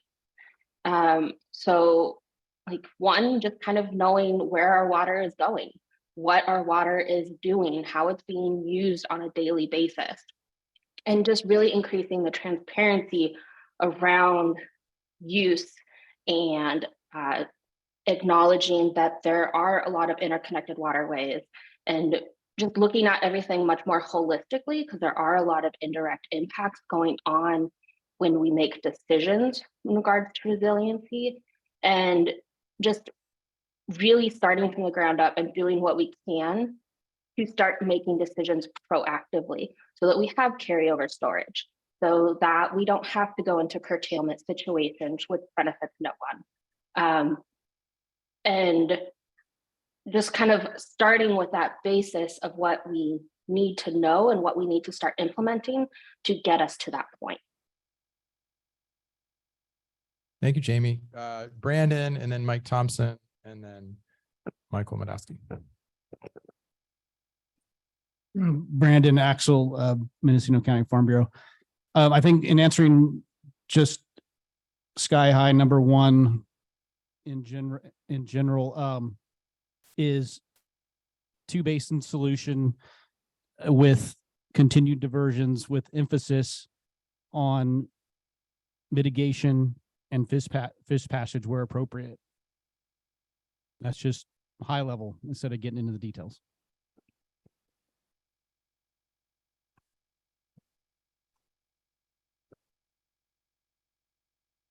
Yeah, thanks. If I can, I'm going to go through in a more structured, answered way. So one, with regard to how there it is, how water resiliency can be pursued aggressively in the Russian River Basin. I would submit that it's already being pursued aggressively. But what does Russian River water resiliency look like? I would speak to, it looks like a portfolio approach. And at Sonoma Water, we think in terms of 4 sources of water, which are water conservation, recycled water, groundwater, and surface water. And it is looking at ways to both, maximize conservation, maximize recycled water use, and minimize demands, and then looking for additional sources for storage of surface water and groundwater recharge. So what does Russian River resiliency look like? I'd say it's a portfolio approach. What should be the resiliency goals in the near and long term? I would say, again, near term would be to minimize curtailments, and long term, I would agree with what others had said, is that I think that, and when we say long term, we're talking decades, that if, while Potter Valley it'd be great to have in the portfolio, it would be best if it was not like it shouldn't be looked at as the silver bullet. It really needs to be looked at as a part of a portfolio and not the portfolio, and I think that should be a long-term goal. Getting on to question 2, is the PP diversion needed in the near term? And I believe the answer to that is yes. From what we've seen from the modeling, that without it, in 8 of 10 years, there would be curtailments, and in 2 years out of 10, Lake Mendocino to go dry. So I do believe it is needed in the near term. Okay, yeah. With regard to, is it needed now? Yeah, in an ongoing diversion, and what we have seen, I believe this came out of the Huff ad hoc, that in 8 of 10 years, there wouldn't be enough water to meet current demands on Lake Mendocino. In 2 out of 10 years, Lake Mendocino is predicted to go dry. So the answer to that, I believe, is yes, it is needed in the near term. How can it be pursued while effectively addressing the interests of both parties in both basins? And again, I would go back to the 2-basin solution partnership, where there were the shared objectives of fish passage and improvements in the Eel River and water supply resiliency, or water, continued some form of fish-friendly diversion into the Russian River. And as I said earlier, I think that's still I think like an effective approach. And I think that was also kind of reflected in your mirror board comments. And again, what could the resiliency subcommittee look like? I would go back to a little bit of what I think Jamie said.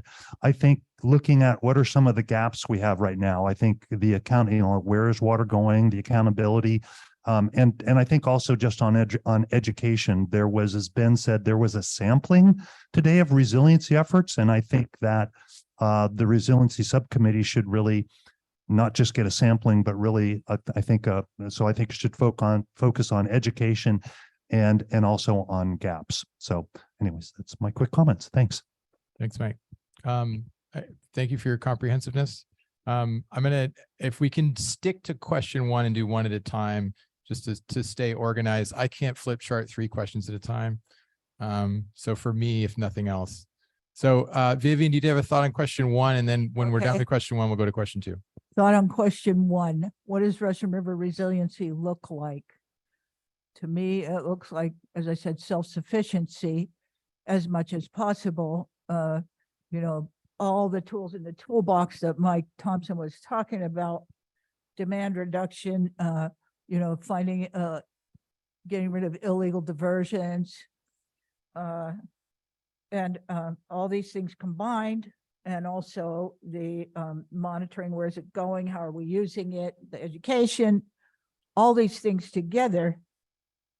It would be really good to reduce demand in a conscious way. When the fishing went down, I fished out of Fort Bragg off California for 20 years when the salmon fishing was good and conservatively managed even then. And when it went down, 95% of those small businesses went under, and they lost all their equity because you cannot sell a boat in a permit when there's no season. It was abrupt, it was brutal. So to gradually adapt would be better than having an abrupt cutting off of what people are used to. I don't think anybody's going to have what they're used to anymore. But we would really like to have an abundant restoration of the fish in the Eel River to more than an ESA hanging on recovery, so that the people there can have access to those fish when they need it. And just, to gradually and consciously adapt instead of crashing into a wall. Thank you. Thanks, Vivian. Okay. Are there any hands raised on Zoom? No. Okay. Let's go to question 2. So the question is the diversion needed in the near term to address Russian River water demand? If so, how can it be pursued while addressing interests of parties in both basins? Mike started off saying, yes, it's needed in the near term, and that the 2-basin solution represents an effective approach in doing that. Other thoughts on this question?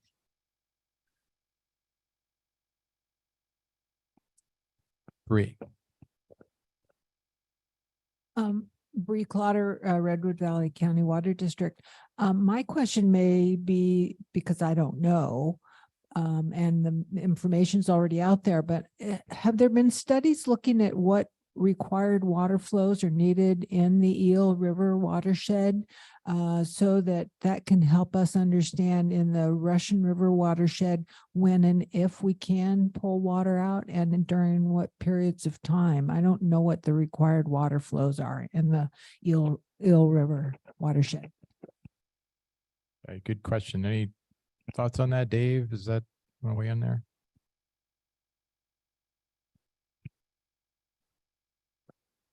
So there's been a lot of consideration of that resulted in the Eel River biological opinions, what are called RPA flows, reasonable prudent alternative flows. Right now, the National Marine Fisheries Service is taking a fresh look at that. they're requesting, you've heard the term variance before. That's this sort of exception to the conditions that are typical under the FERC license. The National Marine Fisheries Service would like a longer term variance for the Potter Valley project while the decommissioning and surrender process works its way through. And one of the requests from National Marine Fisheries Services is sort of a revisiting of the sufficiency of the flows in the Eel River. So that is something that is being contemplated by the resource agencies now and PG&E. So that would be National Marine Fisheries Service, California Department of Fish and Wildlife, U.S. Fish and Wildlife Service, Round Valley Indian Tribes, and PG&E. So there is some thought being given to that question.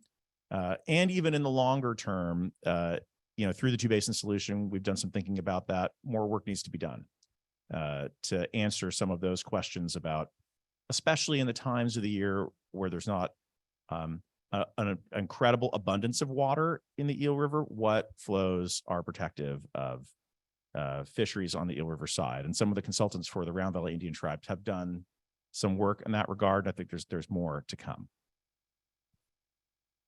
There is not a single answer at this point, and one that would certainly nothing that the resource agencies would subscribe to at this point, right? So there is no agreed to standard flow for the Eel River in the absence of the current structure and the way water is being wheeled from the reservoirs, right? So there's a lot that guides what's protective of the Eel River in the current thinking, in the context of having Lake Pillsbury.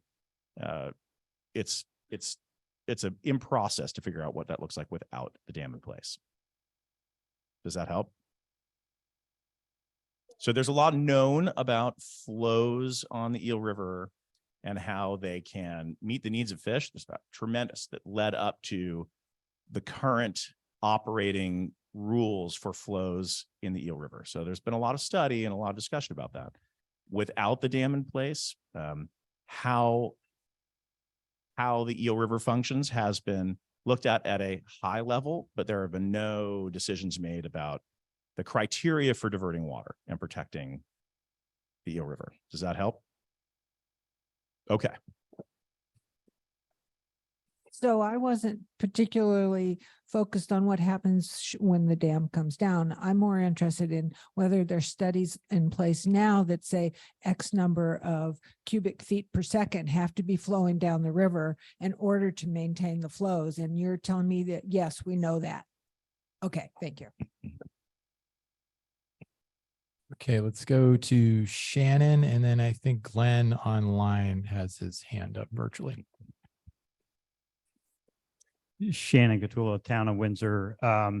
In answer to the question from our perspective, I would say the answer is yes. In terms of the PVP diversion needed to address Russian River water demand in the near term, and I'll piggyback on my table mate Vivian's comments earlier and put this in terms of adaptation to change. And the slower we can, the more we can slow the pace of change, the more time we have to adapt.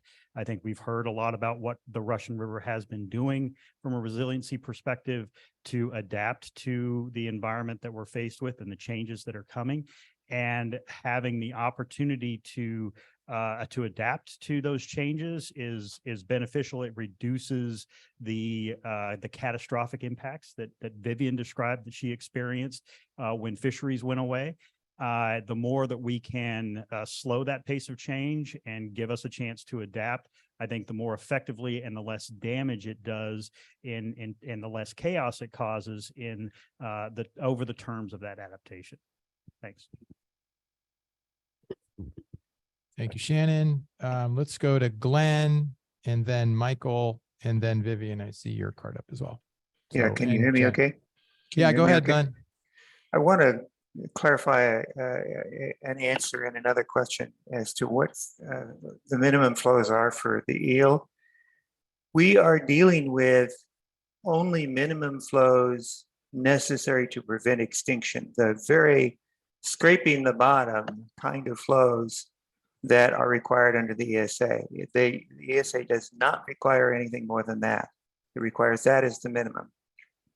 The optimum flows, we do not know, but they are without question greater than what is there now, what is being provided now. And certainly what has been provided with the diversion in the past, which was much greater than what we have now. The diversions right now are about 40,000 acre feet. In other words, the Russian River is already adapting quite well to a greatly reduced diversion.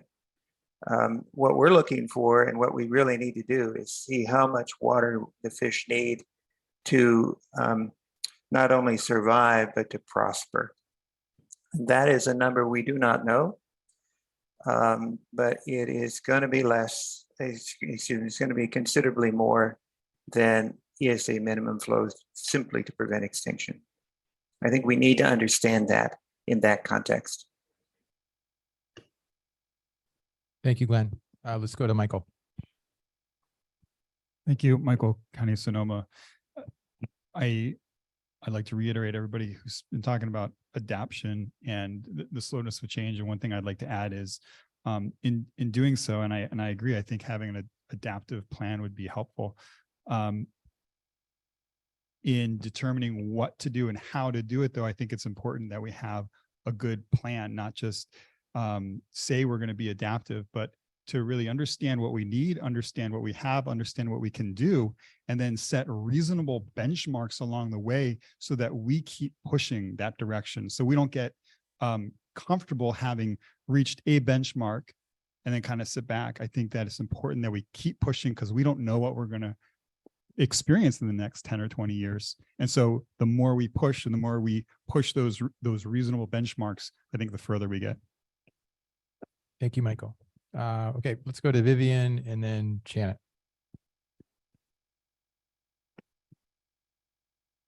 While we're thinking about changing the term resiliency to self-sufficiency, I'd like to see the word demand change to need, because we're kind of tired of being demanded on.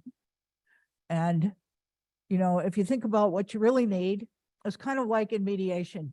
You know, what's your position and what do you really need?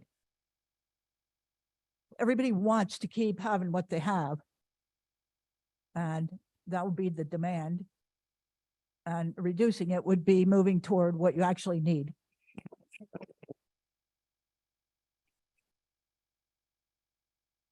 Thanks, Vivian. Thank you, Janet Polly. And I agree with what most people are saying right now. The answer to question number 2 is yes, the Potter Valley diversion near term must be maintained. I think the key there is what near term means. Attaining water supply self-sufficiency should be a goal, should be the goal. I'm often criticized for suggesting, although I think it should be clear to most folks, that self-sufficiency is going to require a significant change in infrastructure. I think that's very clear and at great cost.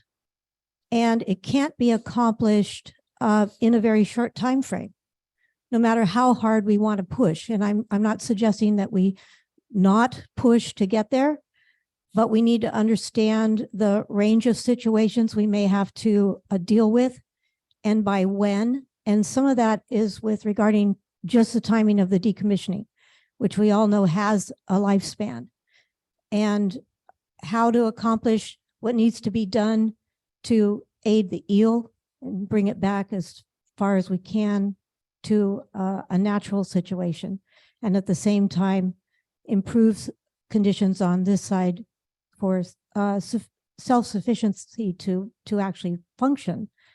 How do we fund that? Again, what projects are going to be required? And I'm not making excuses. Sometimes I'm accused of making excuses for not moving forward. It's just the reality of timing and what it is going to take to get there. And I think most of the people in this room understand it. And I think we can do this. In fact, I know we can do this. Thank you, Janet. Mike Shaver and then Sean White. Mike Shaver with Powder Valley Tribe. I don't know if I'm directly addressing the question, but I just want to comment again that there's a lot of discussion and focus about the minimum flows or the amount of water going down the river, the Eel River, and the decommissioning of the dams and how that would affect that and benefit the fisheries.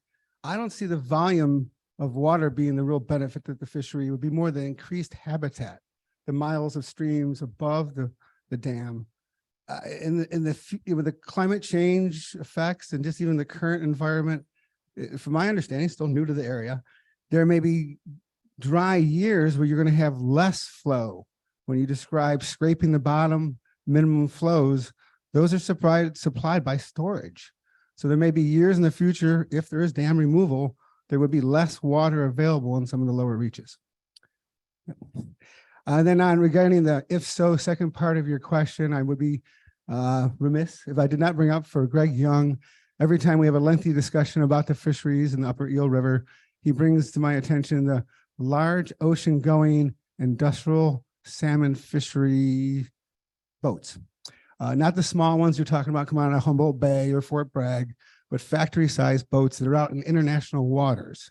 And I just try to keep up with the news in a general way, but from my understanding, the UN over the last year has passed some type of ocean act that's supposed to be a treaty between nations on how your ocean waters are managed outside of our nation's jurisdiction. So I think there should be attention given to some of those areas out there where they may be harvesting fish during their periods living in the ocean, because we could do all we could to increase flows, great habitat, but if there's factory sized boats out there sucking them up when they get out in the deep water, they're not going to be coming back to us. Thank you, Mike. Vivian, you want to respond to that?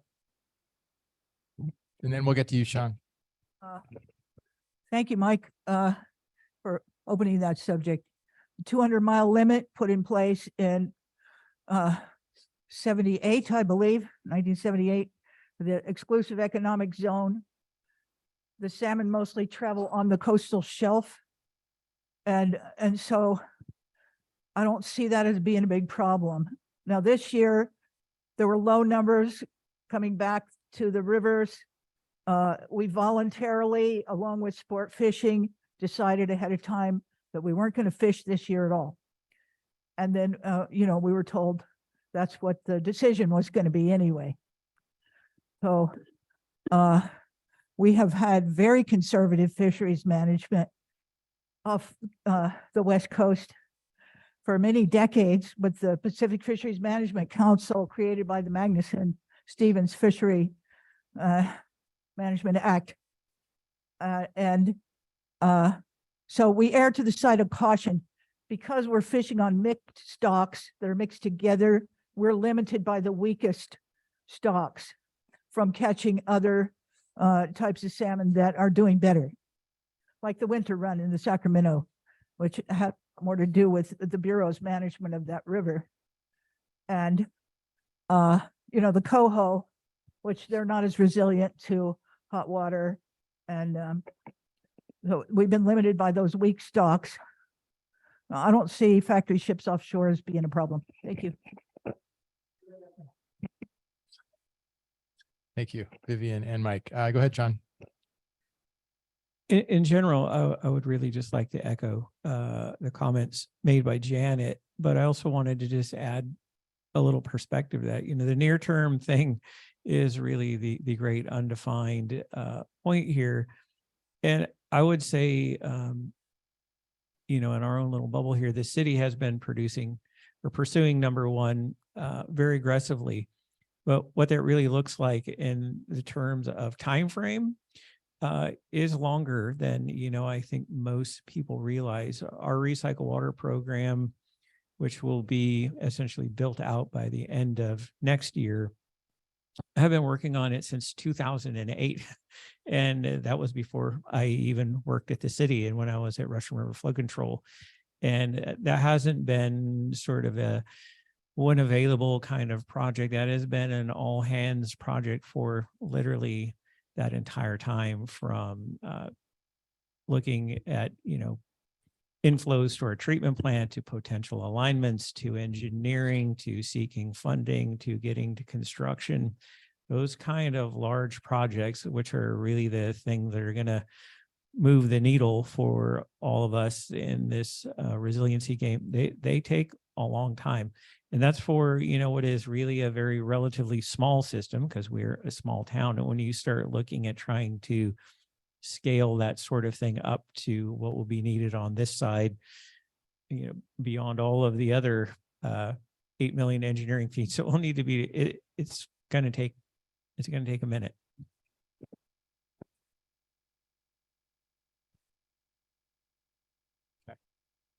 All right. Anyone online? Okay. So let's go to the third and final question that we had. And it's, I think we've already gotten some good ideas here, but we wanted to think about the resiliency subcommittee. And I think that group can begin meeting soon. If that's, I'd like to check with you all and see if you think that makes sense. And if so, what should it focus on? So we certainly talked about some resiliency goals around the need for education, that some sort of plan to adapt, that there would be some, that there could be some really helpful activities here. And I'm wondering what could be the role of this subcommittee in supporting those goals, and also recognizing there's a lot of resiliency actions and programs right now, but where is there a potential gap that this group could fulfill, and can that be connected back to this Potter Valley project decommissioning issue? So thoughts on that? Vivian.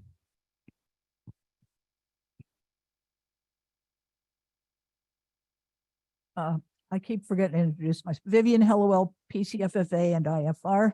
I'd like to ask Janet and others what infrastructure needs you have in mind, and maybe that could be part of what the subcommittee can look at.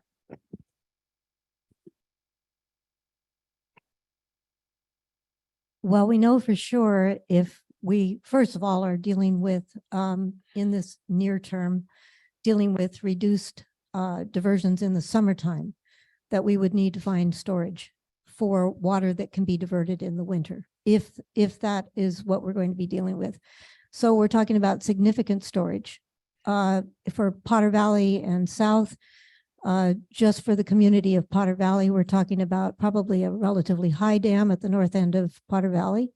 If we can't find groundwater storage would require some kind of recharge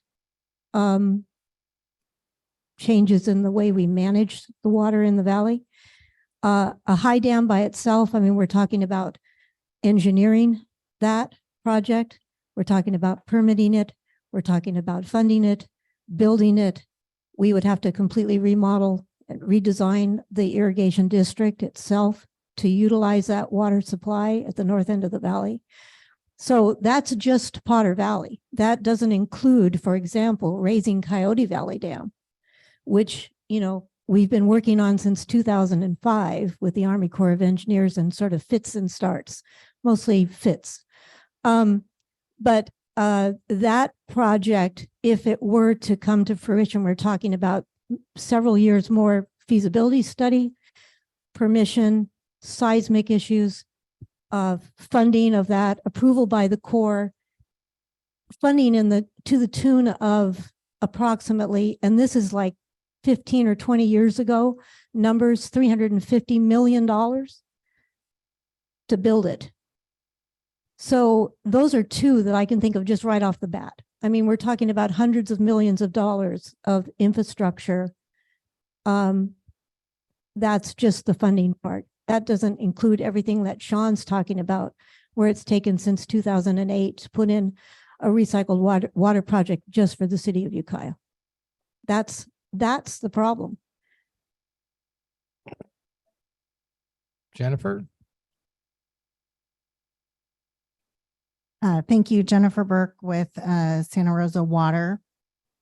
I think for number 3, I think it would be really important to focus on the modeling that has already been done that shows in 8 out of 10 years, there's not enough supply to meet all of the demands if the diversion goes away. And 2 out of 10 years, Lake Mendocino goes dry.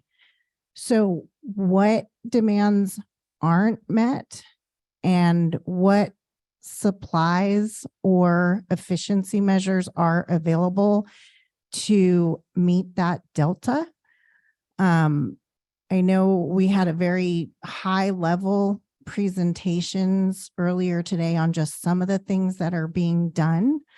But for example, in Santa Rosa, we reuse 100% of our recycled water already almost every year. And we have more demand for recycled water than we have available. And so I think there's a lot of work that's already been done that limits what we can do to address that delta. And so I think the focus for the resiliency group to really look at what is that differential and what supplies or efficiency measures can be put in place to reduce it, to see if there is even the possibility to replace what's currently needed for our current uses throughout the entire Russian River watershed. Thanks, Jennifer. Let's go to Michael, and then I think John Nagel online has a comment, and then Carol, I see you. Just building on what you just said about looking at it throughout the whole region. I think we have an opportunity here because we're looking at a large region here. We're not just a city. We're not just a county. We have the opportunity to take a look at all these projects and see what we have, see where the best opportunities are to create resiliency, not just for a city or for a county or for a municipality, but how can we increase resiliency across the board? And by bringing this group together and looking at what we have, what projects are going on, where the easy projects are, where the best projects are, I think that's what the resilience group can really add to, because we're gathered here talking about it right now. Thank you, Michael. Okay, let's go to John online. Thank you. When I'm thinking about resilience, I'm thinking about what I talked about earlier, the water sharing program. How do we take that out of something that can function under emergency order and then get into something that could be applied on any year when it's needed through temporary transfer or some other mechanism under California water law? But then also from the Sonoma Resource Conservation aspect, I'm also looking at, well, what can our working lands, how can the working lands be implementing practices that hold more water in the lands for a longer amount of time? How are the forests within the watersheds being managed such that same thing, they're holding more water in the system, that they're able to function as they should, transpiring water from coastal areas into the inland areas. So there's the working lands and the natural lands issues of making them as resilient possible, provide the eco services, which they do. And then there's also the administrative activities of having a flexibility to be able to have these water sharing programs, which can even out the variances on poor water years. Thank you. Thanks, John. Carol, and then Kathy, and then Dennis. I'll just keep it short, but I want to piggyback on Jennifer's comments in that to understand, will Lake Mendocino dry 2 out of 10 years, et cetera. There are 8 technical reports that have been produced by the Two Basin Partnership and others. And in those technical reports, in fact, in every single one of those technical reports, the consultants have called out data gaps. And so I don't think we can just take a statistic like that on face value without also following up and exploring the data gaps and really understanding what we're missing, because that's could tell the tale for not just the Russian River Basin, but the eel for the region in terms of resiliency. It's not just about today, it's about 10 and 20 years from now. And we don't want to take a short-sighted view of what is going to be a long-term problem.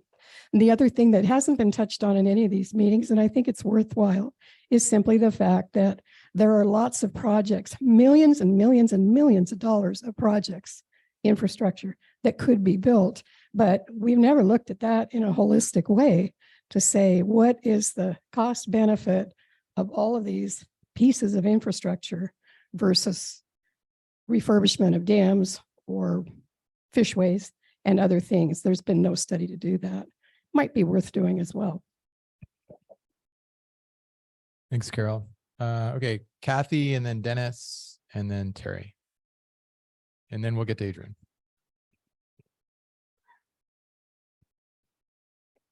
And Jamie, we see you online. Kathy Monroe with the Resource Conservation District in Mendocino County.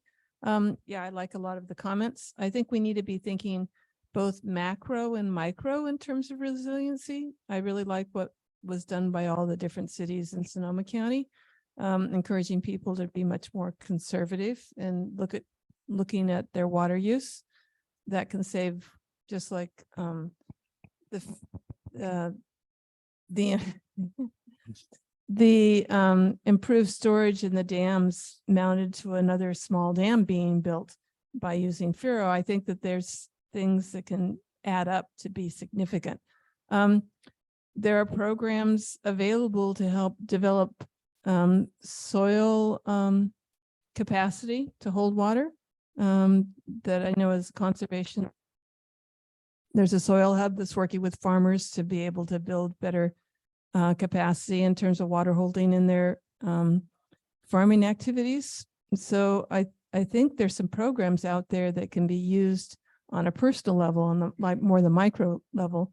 And also I agree with the comment about the forests. How can we be managing the larger habitat so that the water actually really soaks in? I've seen an example of that in Redwood Valley where somebody cleared land for a vineyard. The water all rushed down and caused all this erosion.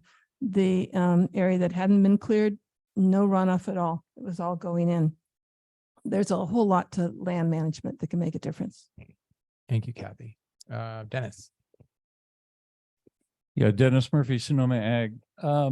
I think one of the things that the Resiliency Committee is going to be in great need of is some knowledge of the knowledge gaps that exist out there in order to formulate solutions.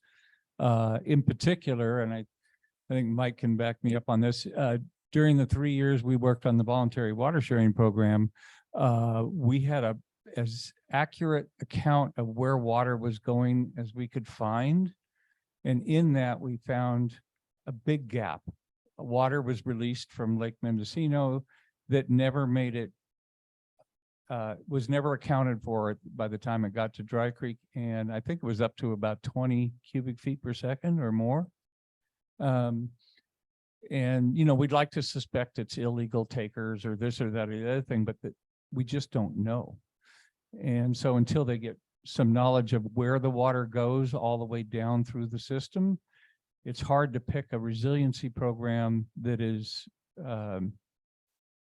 universal for everybody and expect the outcome to be an X number of CFS that make it to the other point. So there's a big accounting that has to be taken care of. Thank you, Dennis. Let's go to Terry and then Adrian, and then we'll go to Jamie online. And then we'll wrap up pretty soon here on this topic. DWR has a program they've been working with. I've been attending their meetings on land repurposing, which is helping farmers investigate land management practices and crops that use less irrigation. So converting high irrigated crops into dry farming and other land practices, and not just following the land, but actually putting it into more sustainable, less water needing programs. So that's something worth checking out also. Thanks, Terry. Adrian, back. Hi, Adrian Garialdi, Russian River Confluence. So I'm thinking a little higher level. You know, from now on, we obviously are going to have to be not only adaptive, but creative. I was on the steering committee for the water sharing program, and believe me, this was a program that if anybody had brought that to the State Water Board in, you know, a normal sort of year, even a dry year, probably would have never gone anywhere. So we just, because of our rules and our laws, are always forced into the response to disasters. And I'm trying to think of, as we move forward, how do we get out of that loop? And how do we work with the state and the feds to create programs that we need without having a disaster be the one that's forcing us into it? Thank you, Adrian. David, did you have a thought in response to that? Hold on one sec. Sorry. I love this part of the job. I actually think I have to tone down my voice to speak into the microphone so I don't blow people's eardrums out in here. You know, we've been talking about the consequences in the near term, longer term of losing the diversion on Lake Mendocino. And I actually think that Jennifer and Mike were maybe a little bit conservative. I think some of the consequences are more severe. And we have an expert on the line, Don Seymour, who I think can speak to that. And it's been raised a number of times here. So if we could maybe just have Don speak to that point, because I think it's important for folks to understand how dire the consequences would be to Lake Mendocino. So Don's aware that I was going to kick it over to him. Don, can you answer to that? Well, first, I just have to thank you for that expert part you put in. I appreciate that, Dave. Yeah. So this was actually touched on at the Water Supply Fisheries Working Group meeting, and where it was discussed the work that was done by the Water Supply Technical Working Group that was made up of engineers and hydrologists representing many stakeholders. So Scott McBain from McBain and Associates, who's representing the Round Valley Indian tribes. NIMS was represented. There was consultants for PG&E, and then several engineers with Sonoma Water. A lot of the work was done by John Mendoza at Sonoma Water. Earlier, I saw him on this call. I don't know if he's still here. He was the lead modeler. But the work was both performed by this group and then vetted through the entire ad hoc. And so folks that participated, Vivian, I'm sure you remember this being presented. But you know what? I'm not going to go into all the details, but the results were there was a hydrologic record of 107 years. That's basically it's driving the hydrology that the model uses to determine river reservoir interactions, and based on that 107 years record, 109 years, it runs from 1908 to 2017. It was actually 56 out of those years, Lake Mendocino would go dry for some period of time.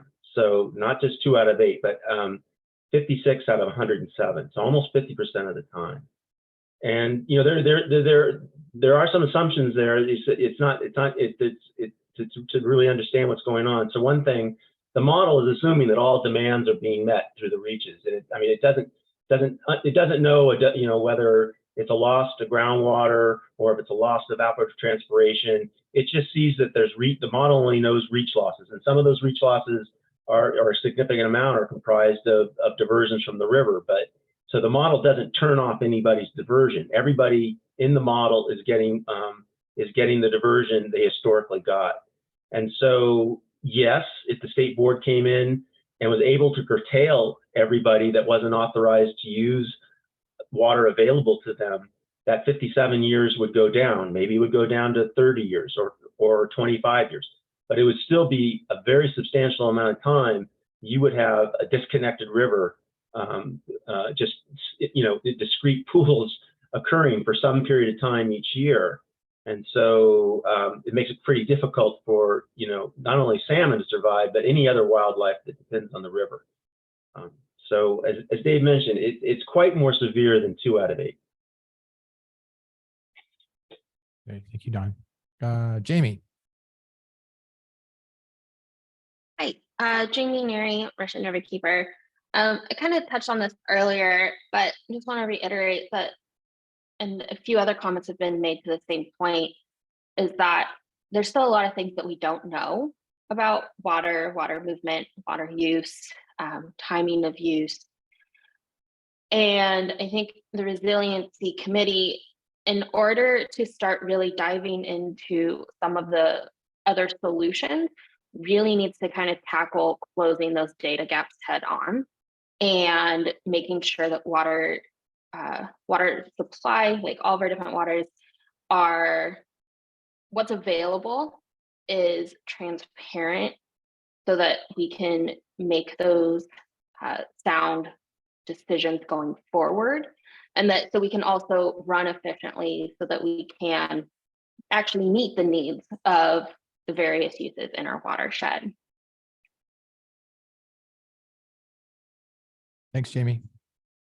Okay, so hearing that loud and clear around closing, there's some gaps in information around data and knowledge around what's needed, how much that would cost, and also just recognition that I think there's a shared goal here to adapt over time and not have abrupt changes that are going to kind of shock the system.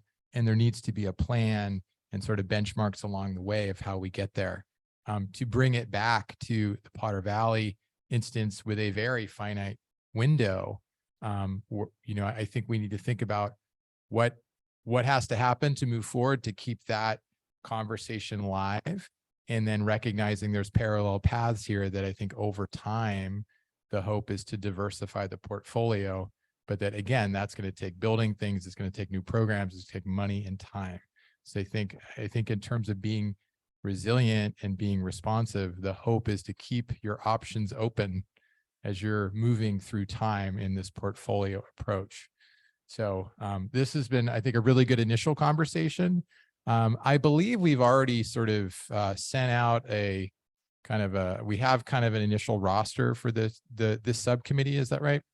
And so we're going to work on scheduling the first meeting within the next month or two.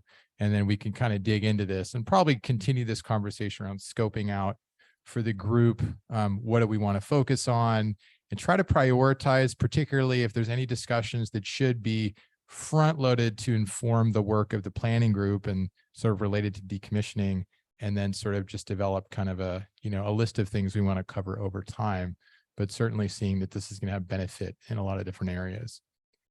So thank you for your input. I do want to get to public comment. I've gotten 2 public comment cards. If you're online and you're interested in providing public comment, please just raise your hand and we'll get to you. But I think, Jim, you can just go hand the mic to folks. So we've got David Tabor and then George Cinquini are the 2. So David, why don't you go ahead, and then we'll go to George after that. Hi, everybody. I'm Dave Tabor from Palomino Lakes Mutual Water Company. So we have you have tough decisions to make, and we have an awful lot of goals. Unfortunately, some of those goals are in conflict with one another. And even the laws are in conflict with one another. No one's going to get exactly what they want. Everyone's going to have to yield a little bit so that we can all get something decent here. And whenever I've heard some grandstanding today, and whenever I hear the grandstanding about absolute goals or inviolate laws, I just don't think that helps the process any. So I think we need to have a spirit of building rather than contesting, because we're in a sort of mutually assured destructive situation if we decide we just have to oppose. So that's it. Thanks, Dave. George. Hello, George Cinquini. I am part of the Lake Pillsbury Alliance. I'm on the board. I'm also past president of the Russian River Sportsman's Club, currently on the board. And my issue is fish. And with the Vivian, we do need more fish. The Eel River and the Russian River. And we might as well talk about all the rivers on the West Coast this last year: the Umpqua, Chetco, Smith, Wild and Scenic Rivers, the Eel and the Wallala, and even including the Russian River, which is hatchery provided. The returns are terrible, absolutely terrible. And so some of the solutions on the eel that we have not been doing, we've been arguing about water for the last 10 or 15 years or forever, is there's multiple programs. It's called a Hatchbox program or a broodstock program, as well as continued habitat restoration that can help the wild fish on the eel, the salmon and the steelhead. We haven't done that. Why haven't we done that? Let's take some of these millions and millions of dollars we're going to waste in destroying the infrastructure and put it towards the fish and take care of that situation. Also, without water, everybody needs water. The fish need the water. We need the water. The water from Lake Pillsbury has probably saved more salmon over the last 30, 40 years during the last droughts, when the salmon come in the fall and there's no water for them. And so they do block water releases from the lake to help move up into deeper water and cooler water. Without that lake, you're not going to have the water. And I can assure you, I've personally walked the streams above Lake Pillsbury many times with my fly rod. There's no water there in August, June, July, August, September on dry years. So the area above Lake Pillsbury, Scott Dam, is only 8% of the Eel River watershed. Can you realistically tell me that Scott Dam and Lake Pillsbury has caused the demise of the fish on the Eel River? I think not, but there's many, many reasons, flooding, logging, railroads, you name it, that have caused this over the years, and we would have days on end discussing the problems. So I feel that we should put our money, instead of wasting all this money for infrastructure, to fix the Potter Valley projects, get a government agency together to take it over, possibly even support as a subcontractor to PG&E to manage it or to run it, but help finance it. So they have the knowledge of this since the beginning. So my hope is that we find an entity to take it over, fix the dam, fix the project, and make it work for everyone involved, human and fish. Thank you. Thank you, George. I think online we have, is it one person, Matt? I think it's Glenn Spain. So go ahead, Glenn. Just making sure you can hear me. Yep, go ahead. 2 points here. One is I was struck by this delta, the difference between supply and demand. If there is a substantial persistent difference between supply and demand, that is a basin that is by definition over appropriated. Unfortunately, supply is limited. You get only so much rainfall every year. Demand is unlimited. So if demand and supply are not able to meet, the easiest thing you can do is reduce demand. I was very impressed with the program in Ukiah and the programs there where they're doing just that. They're reducing overall demand and yet meeting the needs, not demands, but the needs of the people and the environment. We can do better on demand reduction. All of these various studies, by the way, have this, talking about difficulties in Mendocino Lake going dry, have this difficulty, and that is they do not address reduced demand. They assume demand is the same as it is always. In an over-appropriated position, you will always get problems if you make that assumption. So that needs to be questioned. The other thing is that I'm particularly struck, and I know that there have been advocates for raising the Coyote Valley Dam, Janet Polly particularly, for some years. People may not understand that that dam was originally designed to be 36 feet higher than it is today. It was designed, and it was designed to be built in 2 phases. The first in '59 got it to where it is today. But in the 60s, they were supposed to complete the next phase of construction, and for unknown reasons, it never happened. Maybe whims of Congress, maybe any of a number of political problems. It did not happen. As a result, that dam could be raised, and it was designed to be raised to store an additional 75,000 acre feet. That, by the way, is about twice the annual diversion from the Eel River as it is today, about 40,000 acre feet. That is something that needs to be considered. And I think it's one of the tools on the table. One principle I think we need to go is have all the tools on the table, have all the ideas on the table. That has been talked about and has been detailed out in engineering studies for more than 50 years. And I think it's time to look at that as a possibility. If we're going to work with meeting the gap between supply and demand, that is one of the few things that we can do to actually improve the supply.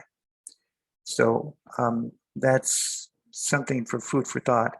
And the last I heard, I've got a study here that was in 2015, and there was an effort in Congress through Representative Huffman's office to get that funded. That study should have been completed in 2018. I don't know where it went, but all that should be on the table. Maybe we could have a presentation on that very issue sometime in the near future. Thank you. Glenn. Thank you, Glenn. Frank, I see your hand back there. Why don't we get to Frank? And I think that is going to be our last public comment. Can we get him a microphone?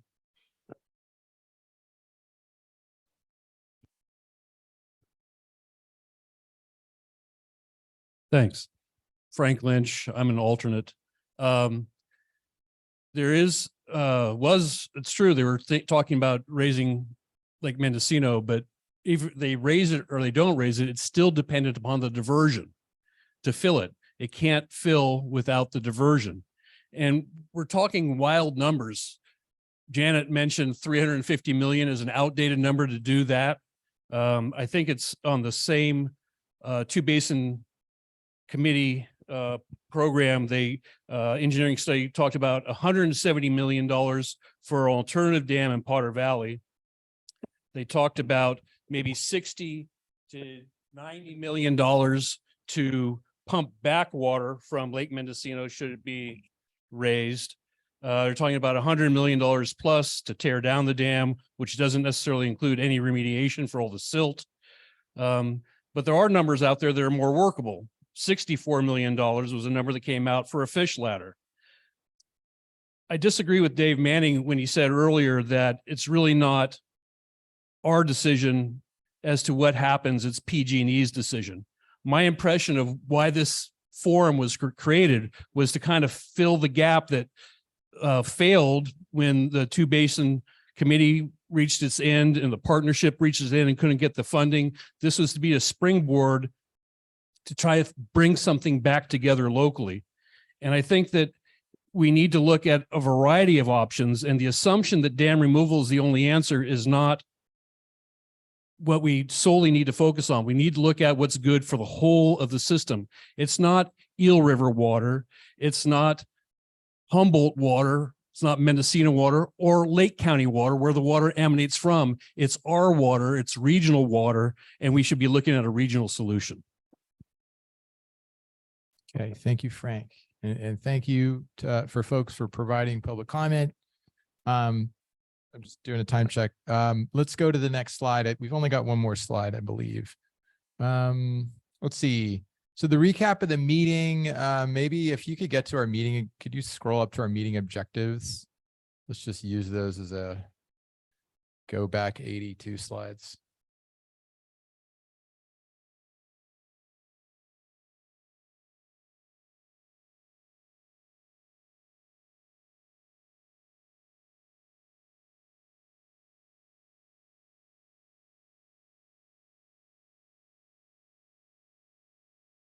Okay, so we did circle back on the June 12th planning group, some discussion items. So I think thing one is that we talked about the working groups and public versus private, and I think the group supported this hybrid approach. So thank you for that. We talked through some proposed revisions to the charter I think the first batch everyone was comfortable with. The second batch that related specifically to the resiliency subcommittee, I think we're going to hold on those, let that group meet, and then come back with a description, and eventually we'll fill that back in. But I thought we got some really helpful comments, and that's going to be included in the summary so folks can reference it. And then we talked a little bit, just following up on the Mira board discussion from June 12th on keys to success and kind of what we need to do within this timeline. I thought that was helpful too. Jim gave us an update on the technical briefings. We talked about the upcoming work group meetings. I'm going to give you those dates right after this. So that's coming up soon. And then I thought we received some really great presentations today. And again, thank you to those presenters for just giving a sense for all the work that's currently being done around resiliency. And then that tiered onto a conversation around how does this relate to the Potter Valley project process? What can the subcommittee focus on? And so I think it gives that group some momentum kind of moving forward. And I think there's just general enthusiasm around it, which is really good to see. And then we got some public comment at the end. So overall, I think we got done what we set to do today. So thank you all for your help with that. And we're going to get you out of here 3 minutes early. Can we go to can you go back 82 slides, Henry, and let's go to the last slide. Okay, so the next meeting, so again, we have a standing meeting time. We didn't meet on the standing meeting time because of the holiday, but we will be meeting starting August 1st, Thursday, 10 to 3 here in Ukiah. So we'll see you here in, I guess is that 3 weeks? Pretty soon. So we'll want to be thinking pretty quickly about what we want to focus on. And then we'll be meeting monthly after that. The working group meetings, again, water supply and fisheries is on Wednesday from 9 to 11. Water rights and water management is Tuesday, July 25th. From the discussion that we had, and I think the short turnaround, our assumption is that those are going to be public, because I don't think I think those are going to be open, and we're still in this kind of information sharing mode. And in future meetings, we'll talk about where it would be appropriate to have some or all those meetings private. But I think for now we can assume those will be public, and so we'll be sharing information around that broadly.